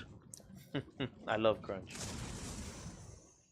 Yeah, definitely my favorite jungler this patch now that he's got his animation speed. It's the one thing I've been saying that he needs to buff. He doesn't need to buff in any numbers, anything else, no reworks, anything. Just make his animations fast and he'll be good. And look at that. Now he's amazing. Absolutely stellar hero. And that was a mechanical thing, so made it harder. In 42 I had a ton of success with Rampage. Then 43 came out and I had more success with Crunch in 43 than I was having with Rampage. And then in 44 they both have been solid, but I've been able to add Grux into the equation now too, which I do enjoy playing Grux quite a bit. Yeah. Crunch is a ton of fun though. Yeah, I think Crunch is an incredible hero right now. I think he is top tier jungler. I think he does a lot of work, especially when you have the Curse of Walkers. I think that card's almost just vital to making him work super strong. Like, gives you HP, gives you power, 2 stats you desperately need, and when you activate it, you pretty much kill that guy. Or guys if it's multiple people around you, especially with Gideon meta, right? If you get a good Gideon ult and you cursive inside there with Crunch, Crunch is killing everyone. Like, everyone's dead in that situation with how much stun he's got. So that's as much mana as I'd probably use on the 3 whites there. It would be all auto attacks from now on. Because like Crunch's Q, if you think about how much damage it does about 62, I think, and the autos are doing about 55 or something. So you're getting an extra 7 damage, and because of how fast attack speed is at the moment, and the speed of his Q, you're only sort of saving like 0.1 seconds of sort of DPS in that sense, and it sort of amounts to like an extra 20 damage, sort of across the duration of a white every Q. So you can use it when you're like full mana because you've got mana to burn and it's more damage, but otherwise I'd only use it on like the 3 stacks, like the green buff, and like once or twice. So right now I'd probably be like 2/3 mana while doing this green. Okay. It's such a minor increase in clear speed for such a heavy like input, right? Because right now if you're like full mana at black buff, you can do a couple Qs on there, you go to 2/3 mana again, but you complete the black buff a little bit quicker, which is important because you have green buff and you want to try and preserve the green buff. And then you can use black and green to gank, and you still have a good amount of mana back, almost towards full mana again, with all 3 abilities up. Okay. Especially right now, because imagine if you run into Grux right now and you've got this little bit of mana, and he's got like a full mana bar, you're going to run into a lot more issues, basically. So it's better to show up like 1 second later to the buff that have all your mana. Right, that makes sense. Because it is a very minor difference. If you actually got an Aurora mid against Countess, what is this? So like here in this spot, should I leave what I'm doing to go over there, or should I just finish since I'm so committed? You should definitely finish in this position. Okay. If your laner dies in that situation, he dies. But definitely commit to an invade if you go for it. Okay. Yeah, that's fine. She gets the buff. You can just back away from Grux. You don't want to find him because he's got green. We have got his black buff. So what you can do here is, in League, we call it free buffing, which essentially means take free buffs on the map. The buff camps are worth a lot of efficiency, especially the early ones, because if you compare them to a 1-stack white camp, right, they're like super strong. They're going to give you way more golden XP than a 1-stack camp. So if you get your green and then get that black immediately, as long as he hasn't invaded your black, you can now free buff him. So that essentially means what you should do right now is literally go straight for your black buff, right? That thing happened on right lane, that guy was dead anyway. You probably couldn't have prevented it, so what you should be doing now instead of whites is going straight to your black buff and going to clear that instead, right? Because if you get all 3 buffs instantly, you get a lot of instant golden XP income. You can look to gank left lane with your black buff that you've just gotten, especially seeing as they're pushing quite hard. And then when you do go back, you have so much to spend. because you free buffed him essentially. Okay. So map awareness at times, probably more often than not, is behind where it should be. Yeah. So like I get distracted easily. So like there's stuff going on in right lane. They were mad because I didn't come over. But I knew that Steel was gonna die because he got pulled in. That's why I turned around. I was gonna go, and then it was like, okay, you're dead. So I left. But then that distraction, all of a sudden, I'm like, oh, wait a second. Like Seraph, like it takes me forever to realize that our Seraph is in trouble. You know. Yeah. So, but okay, that makes sense. Yeah. The other thing is a bit more minimap awareness. And now the other thing is, for those people that came in here a little later, you had said I need to adopt another jungle rotation for the first wave at least. That's going to be the one towards middle back, right? Like the one closest to mid lane towards the back, then go to the second one on the back, and then go green. And then from there, I'm either taking their black or taking my black. Now, if I could ask a question about that, I find that depending on who I'm using as my jungler, if I go to take their black, I'm late to the river. Yeah. Is that it? Should I not do that? Is it worth it? Is it like what should I like? Should I make an adjustment there? I thought going for their black is more important because I wasn't. It's Mike TV. I was in his channel last weekend, and we were talking about it. He was just saying that by taking the blacks, you get so much XP out of it that it's really valuable. Yeah, so there's two sort of perspectives for this. There's the competitive perspective where if all your lanes play safe when the rivers get taken, right, the rivers get no value, right? They get a bit of mana and that's it. So all your lanes play safe, they don't get killed from the enemies getting rivers, you just got a black buff, you get a huge XP and gold lead, it's absolutely awesome. When it comes to solo queue, your laners are very volatile, right? You don't know what they're going to do. So they're probably going to push up, they might die to these river buffs and such, so it can be a bit worrying. In my opinion, the gold and XP, because if you know you can do more than your team, the gold and XP from the black is definitely worth it. Doing the free buff strat is definitely very strong, and it's worth missing one river buff for, especially seeing as it's still unlikely they'll get a kill with it. But there are potential negative connotations to it, right? It's always going to be a chance thing, and solo queue is the issue. This Fangtooth is so goddamn greedy. This is the most greedy thing I think I have ever seen. This is not only a very early Fangtooth, but Seraph also held her ult right until the last possible moment. They're pushing a tier 2 while you're doing it. And like that Grux could have just walked in there, got a double kill, stolen the Fangtooth. Like that would have been a game losing play right there. But luckily, no one decided to pop in on the party, and you guys were able to get a free Fangtooth. So overall, it's worth it, surprisingly, because Steel held the tower. They're actually killing Sparrow, I think, maybe. Oh, if Seraph had ult here, that would be brilliant. I think she might be able to do it. Hey, they did this. So this is actually super worth it now. Like, one dual lane die, you get only a bit of tier 2 damage, and you actually get the first Fangtooth. So it ends up being super worth it, but that should never be a thing your team should do, yeah? Like, that is something that you just ping retreat there and say, no, that's stupid, and let's go do something else. Okay. I would never do that again. Okay. That's 1 in a million chance that's going to work. Okay. Yeah, she wanted to do it, and then it was one of those spots where I'm like, nobody ever wants to go Fangtooth in solo queue. Let's go. It's a miracle. Let's do it. Fair enough. At least it worked out, especially if you get a huge lead. Now, basically, if you get the second Fangtooth as well, you can start snowballing, because Crunch scales so well with the power of all his abilities, he hits like an absolute truck. So, any bit of power you get is very valuable, and Fangtooth's going to help that, especially with one extra attribute point here. It's going to be very good. So you should probably back for Tyrant right now. In my opinion, this is when I would have backed for Tyrant probably a bit earlier, because you got an extra bit of fit there. But yeah, Tyrant, probably Exo, and Sechin should be your free cards right now. So even though my team is doing what they're doing now in mid, it's still a good time to back and do this. Yeah, definitely. Okay. If you can back him by Zetchin, like, that's your priority, right? Unless you can literally get someone killed or save someone's life 100%, go back and buy that Tyrant, because the earlier you get it, the better. Okay. You're idling a little bit. Yeah, I was going to say, and how about the AFK? Yeah, that was a bit interesting. Well, I think what happened there was I had 500 gold, and I spent that 500 gold to buy growth instead of waiting. So I was trying to make the determination. So what do you, I mean, I know you said I shouldn't do that, but I just want to, in this spot with the lead and everything, like, I still should not do that, right? Like, I should still go X, though, yeah. Okay. Well, yeah, EXO in that case, and then build it EXO. into Green Spring, and then build it. Well, in my case, it would be built into Blink because I go Knowledge. But yeah. Okay. Gotcha. Yeah, definitely. It's just, especially paying 500 gold for it, a card that you're probably not keeping to late game. It ends up just ruining the lead a little bit. You just waste half the Fang too for that point. Gotcha. Which isn't too ideal. If you're keeping it late game, it's fine. But again, the issue is we have Setchin in jungle. Like if you're offlane, this is perfect. You get Growth Totem, you get another strong card online, and then you start working on your next one already. Like you're gonna be really in a good position.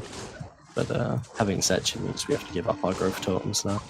If Setchin didn't exist, we would Growth Totem all the way, 100%. Keep that card all the time and have it as our third card. But till Setchin gets heavily nerfed again for whatever reason, which it shouldn't, or until objectives get like butchered in some way that we can't do them consistently, Setchin will always be king for junglers now. So which is kind of sad because it makes growth 100% pick. So I still couldn't believe that she pulled him here. Oh, this is greedy. Yeah, I had to. I'm sorry. I just had to. I'm sorry. She pulls him away from his tower and exposes him to even more danger. I don't like. I can't let that guy live. Like, it's not really a worthwhile trade because you were 3-0 technically when you died, and he was only 2-0. But it's okay. It's not like the worst. Like in this situation, this is weighing up. Do I care how much gold they get as long as I'm getting ahead, right? Usually in my games, I don't care if I'm giving away a kill if it means I get a kill on Crunch because I'm going to start snowballing, right? I'm against a Grux as long as he's not going Death Crawler. I don't care how many points he's going to get. I'm going to get some points for killing him. I'm going to get really far ahead myself, and I'm going to use that around the map better than him, in my opinion, just because I know I can utilize it properly. So if you think you can utilize it better for kill, then it's worth trading 1-for-1. That was very nice of the dash there. And you should have easy follow-up onto her. You have another dash up soon, I presume. Yep, there we go. Q into E, I presume. Knock up. Oh. There's the dash. That's unfortunate. Should still go together, though. Yeah, I think so. Yeah, just a miss dash, but that's okay. Utilizing the dash is one of the hardest things on Crunch's kit. If you can do that properly, you basically just get the sub-ult, which is crazy. But I think the hero's so strong when he's got the quick animations. But yeah, utilizing his kit is one of the harder things to do for junglers. It's the hardest kit to learn, in my opinion. Trying to get all the right combos down and when to use this empowered move, when to use mana before going into a gank to pre-charge an ability because you need to get a knock up quicker, you need to knock someone back with your charge dash, and then you've got to position it right, and you know you have to predict a bit of a juke because it's a very fit hitbox. It's very, very hard to play this hero. But yeah, there's a lot you can do when you do utilize him properly. To do. I think you die. Yeah. Can't see you escaping that. That wouldn't make sense. So right now, this would be a great time to have Green Spring. I'm tired of this section. That would be a good stage. I want a gem streak. Do you have Lifesteal? Ruthless. Bit weird choices on Crunch. I don't think I'd ever get 13 actually on Crunch. Yeah, I'd never even get up to 13. I probably would hardly get to 7 on him. Crunch is another hero that I just go heavy. I mean, I think most junglers just go heavy this one. The only time I go lots of Agi is a Grux, probably, where he makes use of Lifesteal as well. Or Death Crawler, either of those. But still, we can work with like Compensate Rig plus Unstable plus another card with some Agi on. He can also use Heavy Hitter very well as well. So Crunch is the one here I'd put Lifesteal on in jungle, but otherwise I probably wouldn't bother. Yeah, and is Crunch, that because Crunch's power is going to be in his abilities anyway? So yeah. Okay. Yeah, like I was having someone come on my stream, right, and try and tell me that, you know, attack speed is the only thing Crunch needs. It's the most OP stat on him. He gets all his abilities back quick because he punches faster. And I'm just like, it's not how it works. Okay, right? Attack speed is probably the worst stat on Crunch. He doesn't need any because his natural attack speed scaling at the rate you're punching now, you don't need any, right? This is the perfect attack speed for Crunch. Any more, and you're just wasting stats because you want to weave abilities between autos, right? The whole point of it is this auto cancellation. If you just perfectly weave auto Q, auto R, auto E, you'll have your Q back off cooldown, right? At level 3 ult. And then you can auto Q again, and then you can auto E again, and then you can dash, and then you can do another auto ability, right? As long as you do an auto between every ability, it perfectly syncs with everything, and you don't waste any damage. If you build more attack speed, what you want to do is you want to hit a few more times, but you don't do that between abilities, right? The ability's up, you want to use it, so you use that instead, but then you're not using your attack speed, you see? So the attack speed just becomes wasted. So that's why I don't get heavy agility on him, and that's why I don't buy attack speed cards on him, because it becomes a waste of stats, basically. Crunch, he's able to wave autos too perfectly to utilize it. This is, again, a very greedy Fangtooth. I mean, you've got to kill, but this is very, very greedy. You need your team to collapse for this. Yeah, and I don't know that I'm able to finish it anyway. And again, I use it. I think I have to run away. But I was pinging for her to help me. And I thought, like, we're gonna have him pressured here. Maybe we can do this. Well, actually, maybe not. I don't know. I guess we Looks like you're gonna get it. Yeah. T2 takes down as well. So overall, it works out again somehow. But hey, this is the miracle of your team doing well in lanes, which is good. So one of the things that happens to me quite a bit is I rarely get teams to go to OP and rarely get them to Fangtooth. So then when I see an opportunity where I think there's going to be lane pressure, I'll try to sneak it, you know, rather than like get the pick and then do it. Like oftentimes I'm just looking to try to sneak it because I can't get anybody to muster up the, you know, the, in Spanish, the cojones to do it. So so then I end up doing stupid stuff, and it often does not work out. I do utilize a lot of pings when I play solo or JQ just to make sure my team's on track. I will spam attack down Fangtooth and stuff, and even if it is a lower elo, if I was doing it on Smurfs, people would usually listen to what you spam ping. Like if you spam it a lot, people tend to think about it more, and then people go, all right, maybe it's an okay thing, let's go do it. You know, especially if you have a good scoreline, if you get a couple good ganks early, people start to notice you a bit more, and they're like, right, maybe he knows what he's doing, and they follow up on stuff. So that can be a thing to do, is just to spam ping it and hope people come. That might help a bit. This crunch, the Grux has been very, very silly. Oh, Steel did miss his ult though. Yeah. I don't know how people miss that ult these days. It's so big. It's actually huge. Okay. Well, that should just be an easy kill in Disengage. That Sparrow is shooting so fast. What the hell? She's like a minigun. Yeah. I think she had phase ult. Well, you'll get out very nicely, and you got the Grux kill, so that's good. And Aurora might do something here. She has got ultimate. Right here, you should be ready to die. You should dash right there. The second you see that animation, dash forward, go onto the Sparrow, and then Q and E and knock her up, yeah, because she'll just die. So you could have done that a little smoother there, just recognizing, you know, she's going to be stunned by the time I finish the dash, and then I can follow up with a knockup to guarantee the CC chain, then she can't get pulled by the phase, yeah? And she gets burst really quick. But that worked out anyway. That's just a bit, again, speed reaction, quick timing, quick thinking, and analysing what your teammate's doing. Okay. Overall, this is really good. Good T1, overall good snowballing. You do need to go back to defending lanes, but luckily TB's winning. It's nice when your lane is a winning lane. Yeah. Usually makes life much, much easier. Do you see how what I was referring to, like when my teammates are doing the things that I kind of expect them to do, and the flow of the game is going at the pace that I'm used to or I want or whatever it is, then I'm able to kind of hit on all the markers that I want, and I can have success.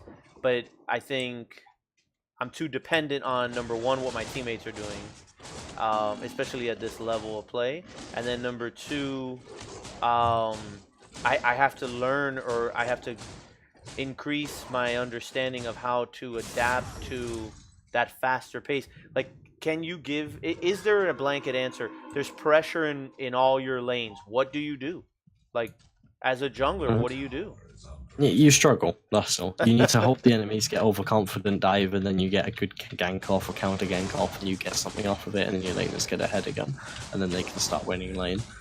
When you have free losing lanes, being a jungler, it's a nightmare. It's the worst thing you can have, is free losing lanes. It literally puts you in this whatever I do situation, something bad's going to happen. And it's a horrible feeling, it's dreadful.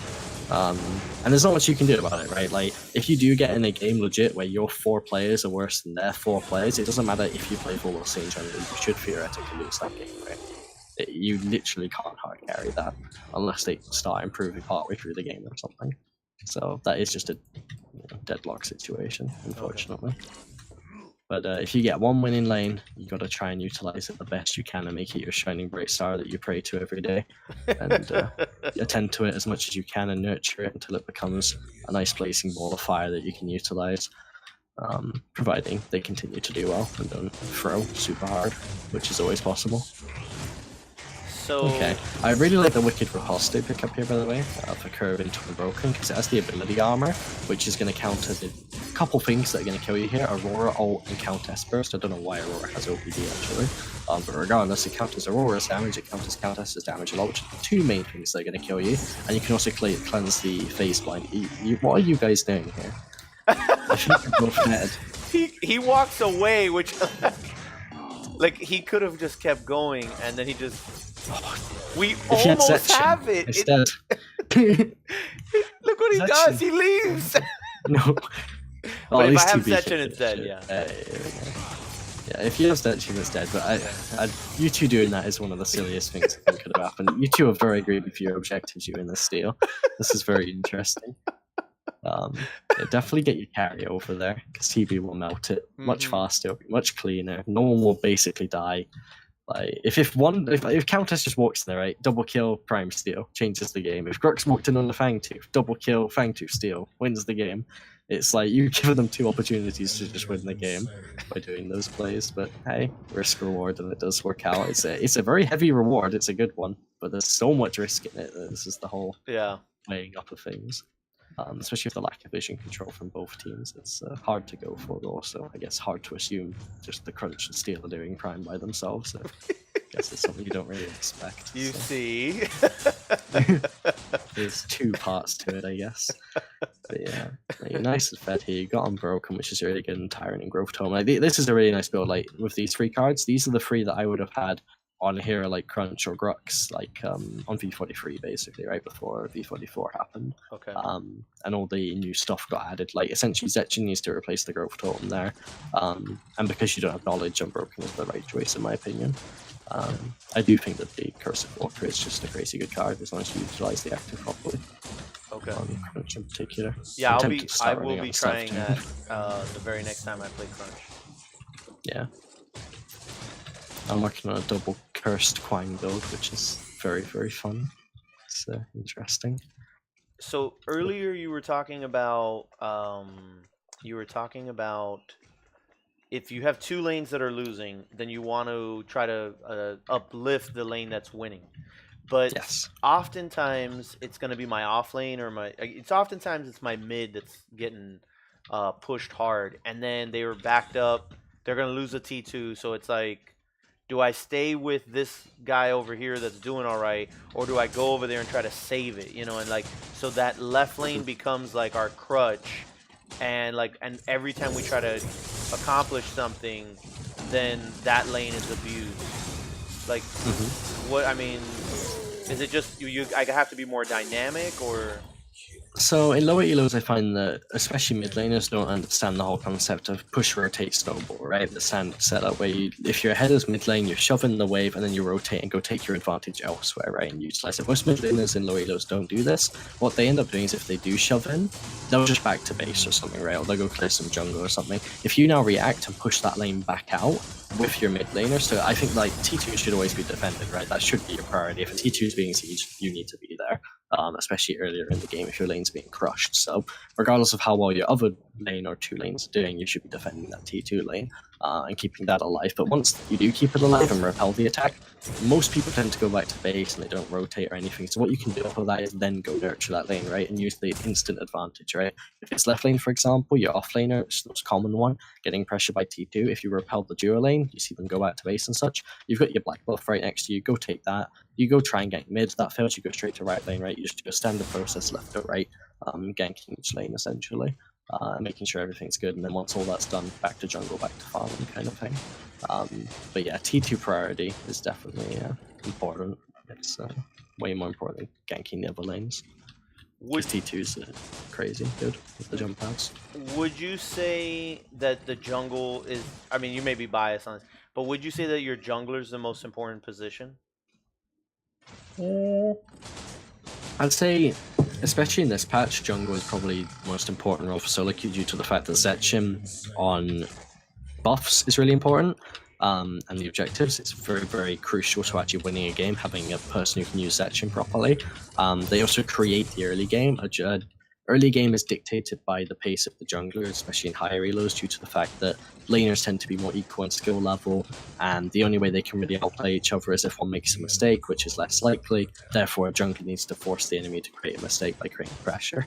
So the jungler sort of dictates the early game pace of the game, which again makes their role very important, seeing as the meta is early focused, right? We're ending games much quicker in this meta in comparison to before, so junglers are having more of an impact, so they're needing to be stronger, so they need to be more reliant.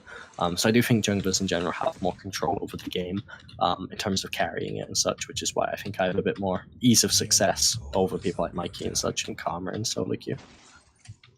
So kind of on the back of that, would you say that a dedicated jungler should focus on Zetchin? Yeah, definitely. You need to learn that skill. Well, what I was gonna ask you was, what are the top 3 things? Like, so okay, so one of the things that I did last Monday was I told myself I have 3 goals tonight, and I share that with the channel, right? So I'm like, I have 3 goals tonight. Number 1, I want to clear my jungle and have black buff, green buff and black buff rolling into the first river buff to then gank mid or off lane, right? That was my goal number 1, right? Was to clear the early wave or the early camps so that I would be in a position to be able to do those things. My second goal was to dominate the river. And then my third goal was to take the first Fangtooth. So those were my 3 goals going into that. Would you say, like, what are the top 3 things? Like, if somebody is to say, like, look, these are the top 3 things as a jungler, as a dedicated jungler, I want to focus on. And then, what are, like, what would you say the next 3 things are that you would say you want to focus on? Can you give us like the first 3 and then maybe 4, 5, 6, and then that way it's like, okay, we're doing our early game well. So actually, so the reason why I'm asking this is when that night all my early games went really well except for one game where like it was terrible, right? And then so all my early games were really good, and then we lost some of those games down the road, or down the stretch, because I was like, maybe I got into like old habits and I didn't have the focus that maybe I should have, which is why I'm asking what's 4, 5, and 6 look like. So that's kind of where I'm going, and I would like for people in the chat to have a better understanding of like what should they be like really focused on throughout the game. Okay, so as a jungler, starting off in particular for your first 3 sort of points is, number 1, get first clears down. Have 2 to 3 of them that you know in and out you can do. Make sure you can be at rivers on time. You can practice these in your bot games and such. Practice it with Rampage of Jungle Assassin first. Practice it with Rooks of Jungle Lifesteal first. And get all your general clears down and understand them in and out, and where they'll lead you, what they'll lead you to the point that you can reproduce them efficiently in pub games whenever, and then you can use them to your advantage. The first clears is always something you need to master first. Second is just basics of ganking and such, when to approach, where to approach from, and then how to utilize the black buff in them, when you use green buff to tower dive and the extra burst damage it gives you, knowing the variable on that, knowing which paths complement your kit the best. So if you have some vertical mobility for whatever reason, you can jump up certain ledges like Aurora Wall up on the left lane gold buff area to get behind. You can utilize that. So just knowing all the basics of ganking is going to be really important. And then the third point would be your Zetchin. Just practice it in a bot game, practice the thresholds on it, think about what time you get it online, and then think about what time it's going to be charged, and then practice it on Fang, see how much damage it does, just so that you can secure it on point and you don't risk losing it. Following on from those, once you've got first clears down, you need to start weighing your farm versus ganking. So you thought about your first clear and such, you thought about how this might impact your future clears and such, and then think about when you need to come back to these camps and keeping timers on the white camps so that you can come back to them when they're free stack and do them efficiently. Otherwise you're ganking. And then when it comes to ganking, probably controlling river buffs is more important at that stage. So knowing if you can time river buffs and when to give them up more than anything for black buffs or invades, to then utilizing your ganks basically, and how they enhance your ganks. And then the last point would probably just be complementing your builds to individual heroes. So that's when you start hero catering, basically, because till that point, you can pretty much use jack of all trade builds of growth death or whatever, building the same sort of stuff, utilizing the same cards, using Zetchin, getting things like numbing online or whatever, unbroken, making yourself super tanky and knowing how to use those cards, and then eventually catering the builds to individual heroes like knowledge for crunch and stuff, and understanding how those builds work would probably be the best 6 steps. Okay, wonderful, wonderful. That's very not. You said number 5 was. Can you repeat number 5 for me? Number 5 was. It was between that was farm utilizing versus the gank. buffs better. 4 was farm versus ganking. Right, utilizing. I'm sorry. It was utilizing buffs. Yeah, utilizing black buff, river buffs to your advantage in ganking, and of course your awareness, like beforehand. So you're about to pick up a river buff before you even pick it up or you even know what it is. What sort of lanes you're going to be looking to go for based on what you get. So if you get a stealth, are you going to be able to run across the entire map and gank the lane on the opposite side, or are you going to utilize it right next to you? If you get a blue, you're going to be able to speed in and get an easy Grux grab on like a Gideon or something before he can portal in mid lane or something. Or you're going to get a red or orange and use that to utilize for clear instead of ganking. Or for a 1v1 if you want to invade, stuff like that. So it's knowing how to utilize the buffs better. Okay. And then someone told me that you were suggesting Shinbi jungle and that it's like really good.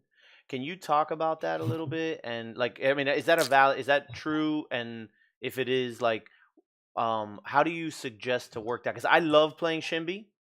And I'd love to do it. I just don't want to be trolly either. So like, I don't think it's too much of a troll thing. I think she's a very powerful pick at the moment, which makes it perfectly viable. I think she's always been quite strong.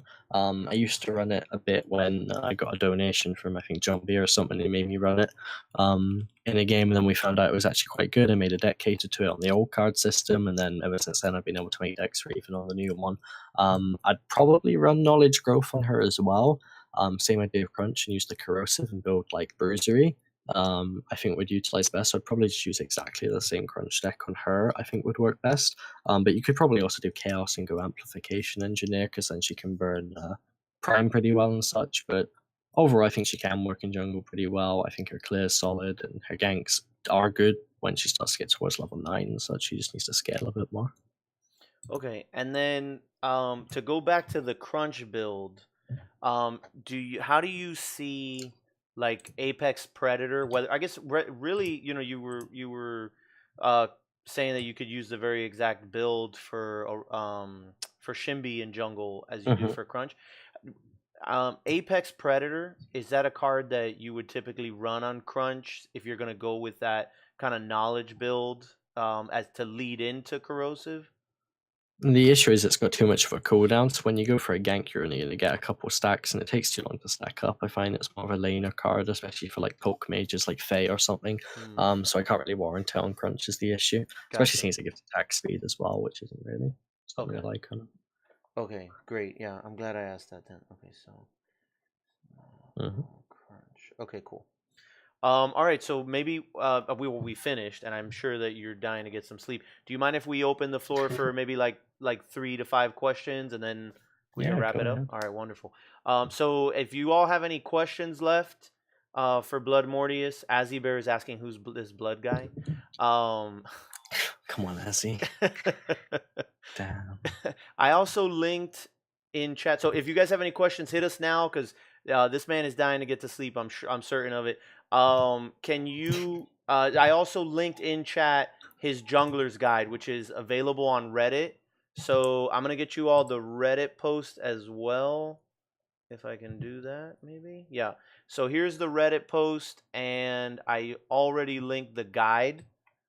We know, Azzy. It's all good. So anyway, so that information is in chat for those of you that were asking that. Tell him I said thank you. Yes, definitely. Does Blood know that Shinbi is Bae? I mean, of course, John B. Of course, it's John B, isn't it? It's obvious. Well, it looks like I think we answered all the questions, because it looks like yeah, nobody's really asking questions other than best jungle. Oh, that I did have that question. Yes.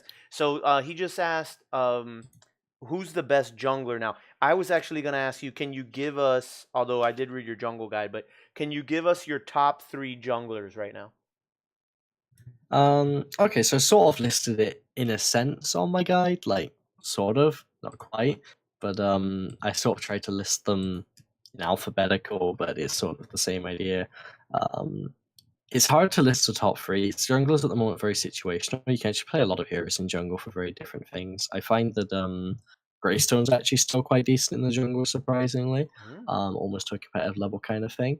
But I do find my personal ones myself are definitely Crunch, Grux, and then probably Richter or Quang. They're pretty close, those two, Richter, Quang. Definitely Crunch, Grux are up there. For most other players, it will probably end up being Grux, Crunch, and Rampage, because Rampage is probably easier to utilize for them. I just don't find Rampages as good. I find like if you can execute a Rampage gank in the early game, Richter does it and does it better. Basically, the hook is a better form of CC than the rock, basically, and he has a bit more damage output at that stage, and he snowballs harder. But Rampage does scale a bit better. That's the only advantage to him. So I definitely say it is a combination of Crunch, Grux, Quang, Rampage, Richter, sort of all top five-ish in a way. And you can't really pick one or three over the other five, in my opinion, because I think they're all so strong. Definitely just below are going to be Sevarog, Kai, Thing Now, Steel, Aurora, Kalari. They're all a little weaker now in relevance to the rest. Specifically, so I was surprised to hear Kwang over Rampage. Can you Mhm. say why and how do you work that situation? I think Quang has incredible just power in his kit in general. He plays a bit more of a supportive playstyle, I find. Of course, he's got his lifesteal aura and such, but it's mainly due to the fact that when he throws his tether, he can't really do much at that point. So he's just enabled the CC. But it is a super long CC, like 3.25 seconds or something crazy in a big AoE. If you land a good tether, your team can absolutely do work with it. And I think in high reels, he makes great use of that. Just popping that down, it's like a Gideon ult in a sense, almost a 3.5 second CC in the AoE, which is completely underrated. And people just destroy in that situation. And then you can also follow with a right click ult, which is super strong. I think there's many builds you can go which enable his damage output. If you do want to go Tyrant and such, that's a possibility. He also has the flexibility to go full tank. His lifesteal aura makes it very powerful around Fangtooth, because Fangtooth isn't negating lifesteal like Prime. I don't know if they're going to change that in the future, but at the moment it means Quang is very good around Fangtooth and keeps his whole team sustained around it. Especially as well as double carry comps being very potent, which makes his lifesteal aura very strong as well. So there's lots of positives to him at the moment, and again with burst as well. If there's a Gideon ult going off and Aurora ult, his right click negates most of that as well, which is super strong on him. So overall, I think he's just really powerful at the moment. He's got a very good all round kit for the current meta, basically. Okay, do you think there's a jungler that's kind of under the radar right now? Under the radar would have to be Greystone. I see him very rarely on offlane at the moment, but I think he can work jungle just as well. Like it's very unique his ganking. You hit level 5 and you have to just get black buff and then you just go behind the tower, right? You just walk from behind the tower, walk through the tower, you don't care your Greystone, you got possess strike and you're tanky as work. You just walk up to the guy and you smack him and now he's got 20% slow. He walks away from you, he's just perma slowed as your Q messes him up. If he uses a dash, you right click onto him, keep messing him up. And he's probably most likely just going to die. You can just follow them wherever you want. And he just scales ridiculously well. And when he gets withering and stuff online, he's ridiculously powerful. I think he's definitely an underrated jungler Greystone, and I'm going to consider playing him a bit more. Okay, so now I'm gonna experiment with that. What are we talking here? Are we talking growth death? Yeah, growth death, 100% Okay, is what I'm running at the moment. growth death. I think I definitely got Onslaught on him. I know that. I put the 1 point in early for that because of his passive with his block. It's very powerful with that. Jungle Life, Steal, Jungle Assassin, and then I think it's Mana Reactor, Damage Return. Probably, I think it's Avenging Spell. So if you do get a 25 Vitality, if they hit you and then it blocks, then they hit you again. That's now reducing your block more, right? So not only are you hitting them to reduce your block, but them hitting you is reducing your block. It's also reducing your ult cooldown, as well as your spin and your jump. So you're just getting so much value out of the cooldown reduction out of these gems. But I'll probably go Exo start with Jungle Lifesteal, build Cold the Weak, Rush Possessed with Flame of Zetchin, Rush probably numbing first is best, so you can tower dive more efficiently. Then get your Withering, basically, or Solvik, or Unbroken, based on the situation. If you need to be pure dedicated tank, Unbroken. If you've got other tanky people on your team, you can go Withering. If you need one target killed, basically, that isn't a high sustain hero, build Solvik. And you can do a lot of work with that, I think. But then you have Possessed and Numbing as your other 2 cards, I think. And then Vengeful Maya, Vital Waters, Green Spring, or Curve. And then what was the gem that you were saying on the cooldowns? What gem was that? Onslaught and Avenging Spells. So there's 2 of them. 25 hit gem and a 1 cost int gem. Okay, cool. So the final build ends up being, I think, about on average 225 free. Ozaru Gaming is asking why still get Cole for jungle clear. So in jungle, the nice thing about Cull is the little minions, the threshold increases quite a lot. Their HP bar goes red very quickly, usually after 1, maybe 2 hits. When you have Cull, which clears those up very fast. So if you do 1 Tornado's Greystone, both the minions are instantly available for Cull. Whereas if you don't get Cull, you need to invest an extra auto attack into them, especially if it's low cleave damage. So Quang and Greystone, I like it because they have very low cleave damage, which makes them harder to kill the little ones. And then it just increases the leniency on the big minion. Essentially, with Death and Growth, you just don't have a good agility option, and Cull just makes do and increases your clear time a little bit. Well, decreases rather. Okay. And then Mountain Troll is asking when is a good time to invade enemy strong jungle and take their green or camps? Usually you need to get a couple picks if you're going to invade the strong side. The black side's usually quite easy to do, even with 1 pick, or if you just have pressure in the lanes. But green side, you usually need to get a kill, or have all the lanes shoved in and have a numbers advantage. So if you have your duo lane rotate over from right lane and you have mid pushed in, you can have all 5 people present on one side of the map and invade and take green. But usually you need your whole team there. Otherwise, if you're doing a solo invade, make sure the enemy team is distracted. So know that the jungler's on the other side and you can sneak in when they have no vision. Or if like a couple people have to go over there, the supports on right side with the mid laner with the jungler, they're all diving there, you can't go assist, so then you go invade the green. Even if there's vision there, you should get away with sealing it. Okay, and then Hermit, that question was answered in his jungle guide, which I linked earlier, so I would just point you there. And then the other question was, what's the typical, and this will be our last question, I think, just so that you can get out of here. What's the typical number end goal for knowledge growth crunch? What's the card to rush? So the card to rush first definitely is Tyrant. Then you're looking for Corrosive. So you're always looking to curve 3/3. So you get your Exo, and then you get your Mother Tree, and you get Advanced Evolution, so you can get your 1 point into early for your Auto Shield to play defensive early. So you sort of get 7 points early, get your Tyrant, get your Zetchin, and Advanced Evolution, and you're free sort of, that's your first sort of staple point. Then you get up to your 7 Vit, where you swap out your Advanced Evolution for Green Spring and get your Mana Reactor online. Then you get your 8 Intellect, where you get Blade Turn online. At 4 Intellect, you can swap Green Spring for Astral Leap for the Blink if you need it.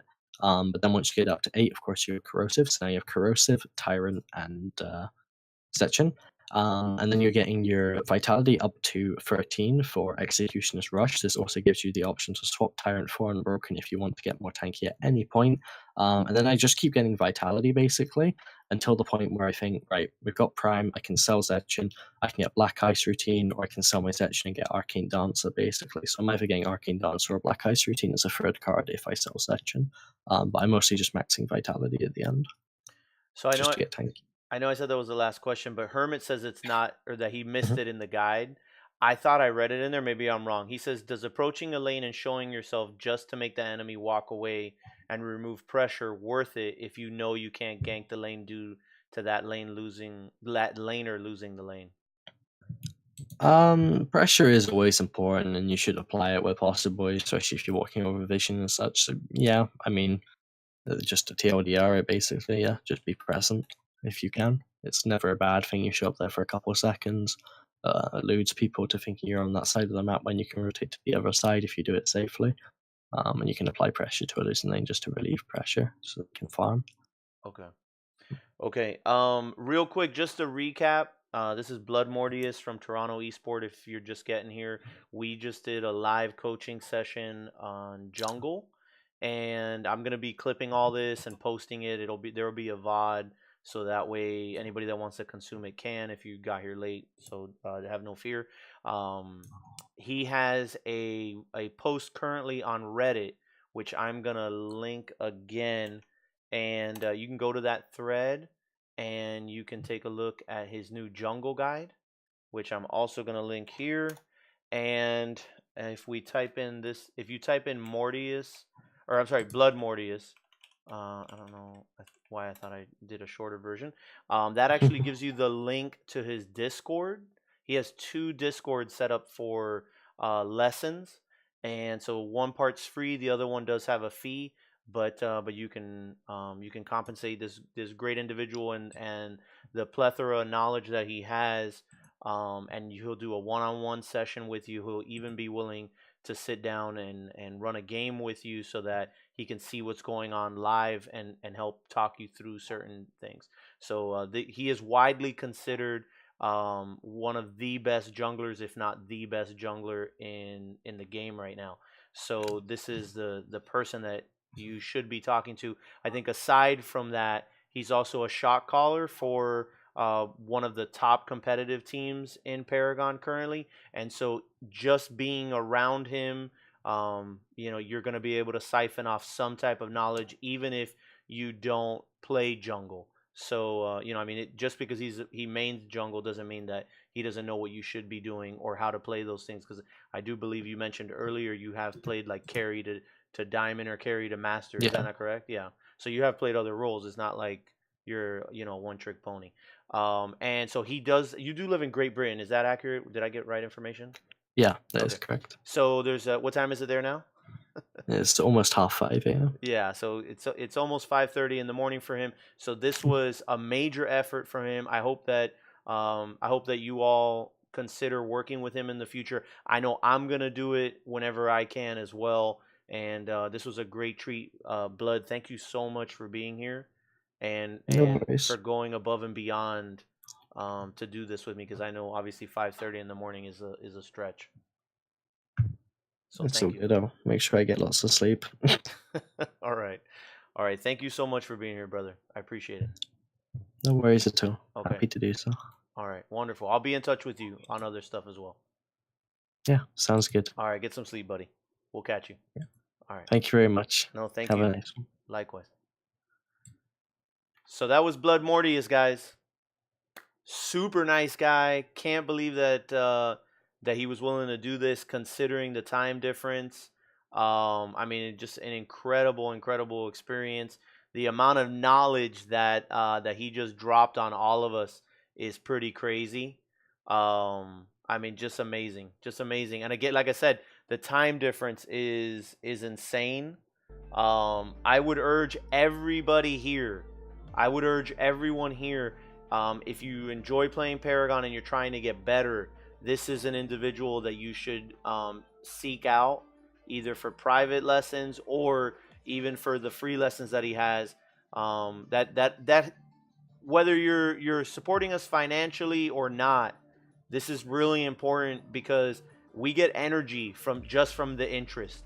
Having people express interest in the game gives us energy to keep going and keep powering through. So please support this dude. He streams on Twitch. It's his channel link is there. Hit him with a follow. Turn on his notifications. He typically streams during our AM period if you're on the Eastern time zone. So really great dude, and make sure you hit him with a follow at the very least. Join his Discord. Ask some questions in there. Give those guys some fuel to keep going, because right now they're at the peak in terms of skill, and it's important that we don't lose the most skilled players in the world, because it will hurt all of us whether you recognize that or not, because it will hurt the future of this game. So something to take into consideration. Sometimes your long range interest, your rational self-interest is not necessarily apparent, and it does take a bit of reflection and perspective in order to understand how important it is that we maintain the competitive scene that we make sure that the most skilled players in Agora maintain themselves on this game and in this game, because if they don't, then that could spell a lot of trouble for all of us. So it's very important. It was worth it for us. So good, Blood. It was great, CJ. Yeah, great. I really did learn quite a bit, and I took a ton of notes, and we'll be implementing this. And I'm gonna get with Blood, and maybe we'll do something in the future, and it doesn't necessarily need to be jungle again. Like I said, he's got the knowledge and the know-how to to tell me that I'm a jackass in other places too. So he could just be like, oh, that's a dumb play. You should be doing this. And I actually feel like off lane is a place where I've gotten weaker as a player. So I'll speak with him and see if he ever wants to do something like this in the future again. And we'll continue to try to help where we can as well. So I heard you say earlier Sev has been gone a while. What happened to him? It's just a work thing. He's like in training, so he'll be gone for a while. So anyway, I'm gonna call it a night myself. So I'm gonna get off kind of early tonight. I'd like offlane. That's where I play most. Yeah, I think we're gonna end up doing an offlane session. Again, I don't know if Blood would be interested. This obviously ran very long, and so I don't know. I mean, I would hope that he would be, but at the same time, there's a cost benefit analysis there, and 5:30 in the morning is probably quite late for him. And he does have a busy schedule, I know, the next couple weeks. For a lot of people that like to try to carry, you should get Logic in here, number 3 in Agora. No, I don't think so, Johnny. No, I'm gonna call it, dude. I'm gonna call it. Well, so I'll talk to him and I'll see what he liked about this and maybe what he didn't like, right? I mean, I'm sure this wasn't like perfect for him either. So so we'll have to learn and see if there's anything that he would want to. Thank you, Orange. Appreciate you, bro. Appreciate you.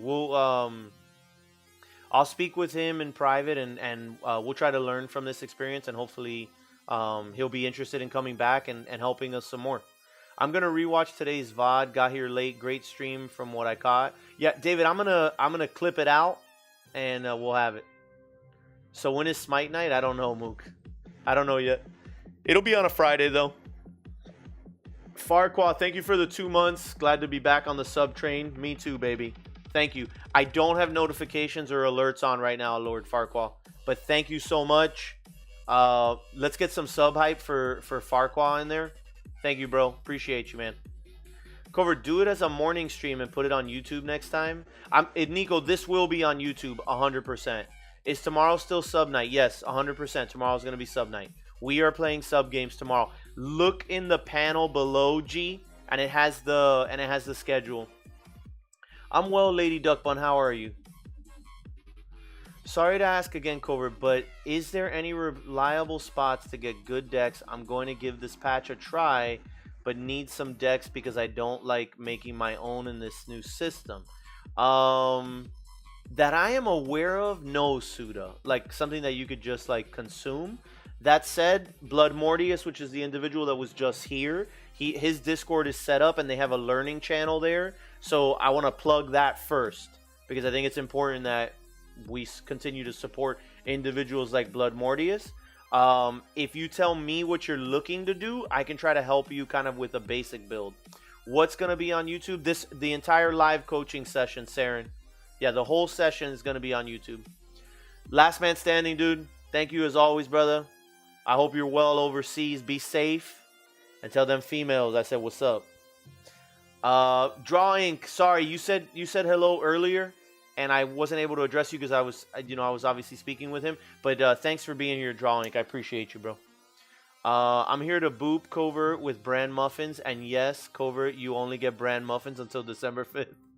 I'm okay with bran muffins. That's all good with me. I like apple bran muffins, Gamma 21. If it's easier for Blood morning your time, might be easier for EU. Yeah, I will definitely talk to him about it. Cover, well, good night, even though you didn't say hi to me. Shut up, Evans. You're terrible. You're a bad man. You're a bad man, Evans. Anyway, I don't want plain. Why can't I get apple bran muffins? I love apple bran muffins. It's like one of my favorite. Anyway, we'll be back tomorrow night at 10 p.m. Eastern to do Sub Sunday, okay? Thank you all so much for being here. I appreciate it. I know Blood does as well, so thank you. It's important to all of us that the interest in this game continue it continues to move forward, and so I just it's really important. It's very, very importante. I'm actually gonna throw a host real quick. I am gonna throw a quick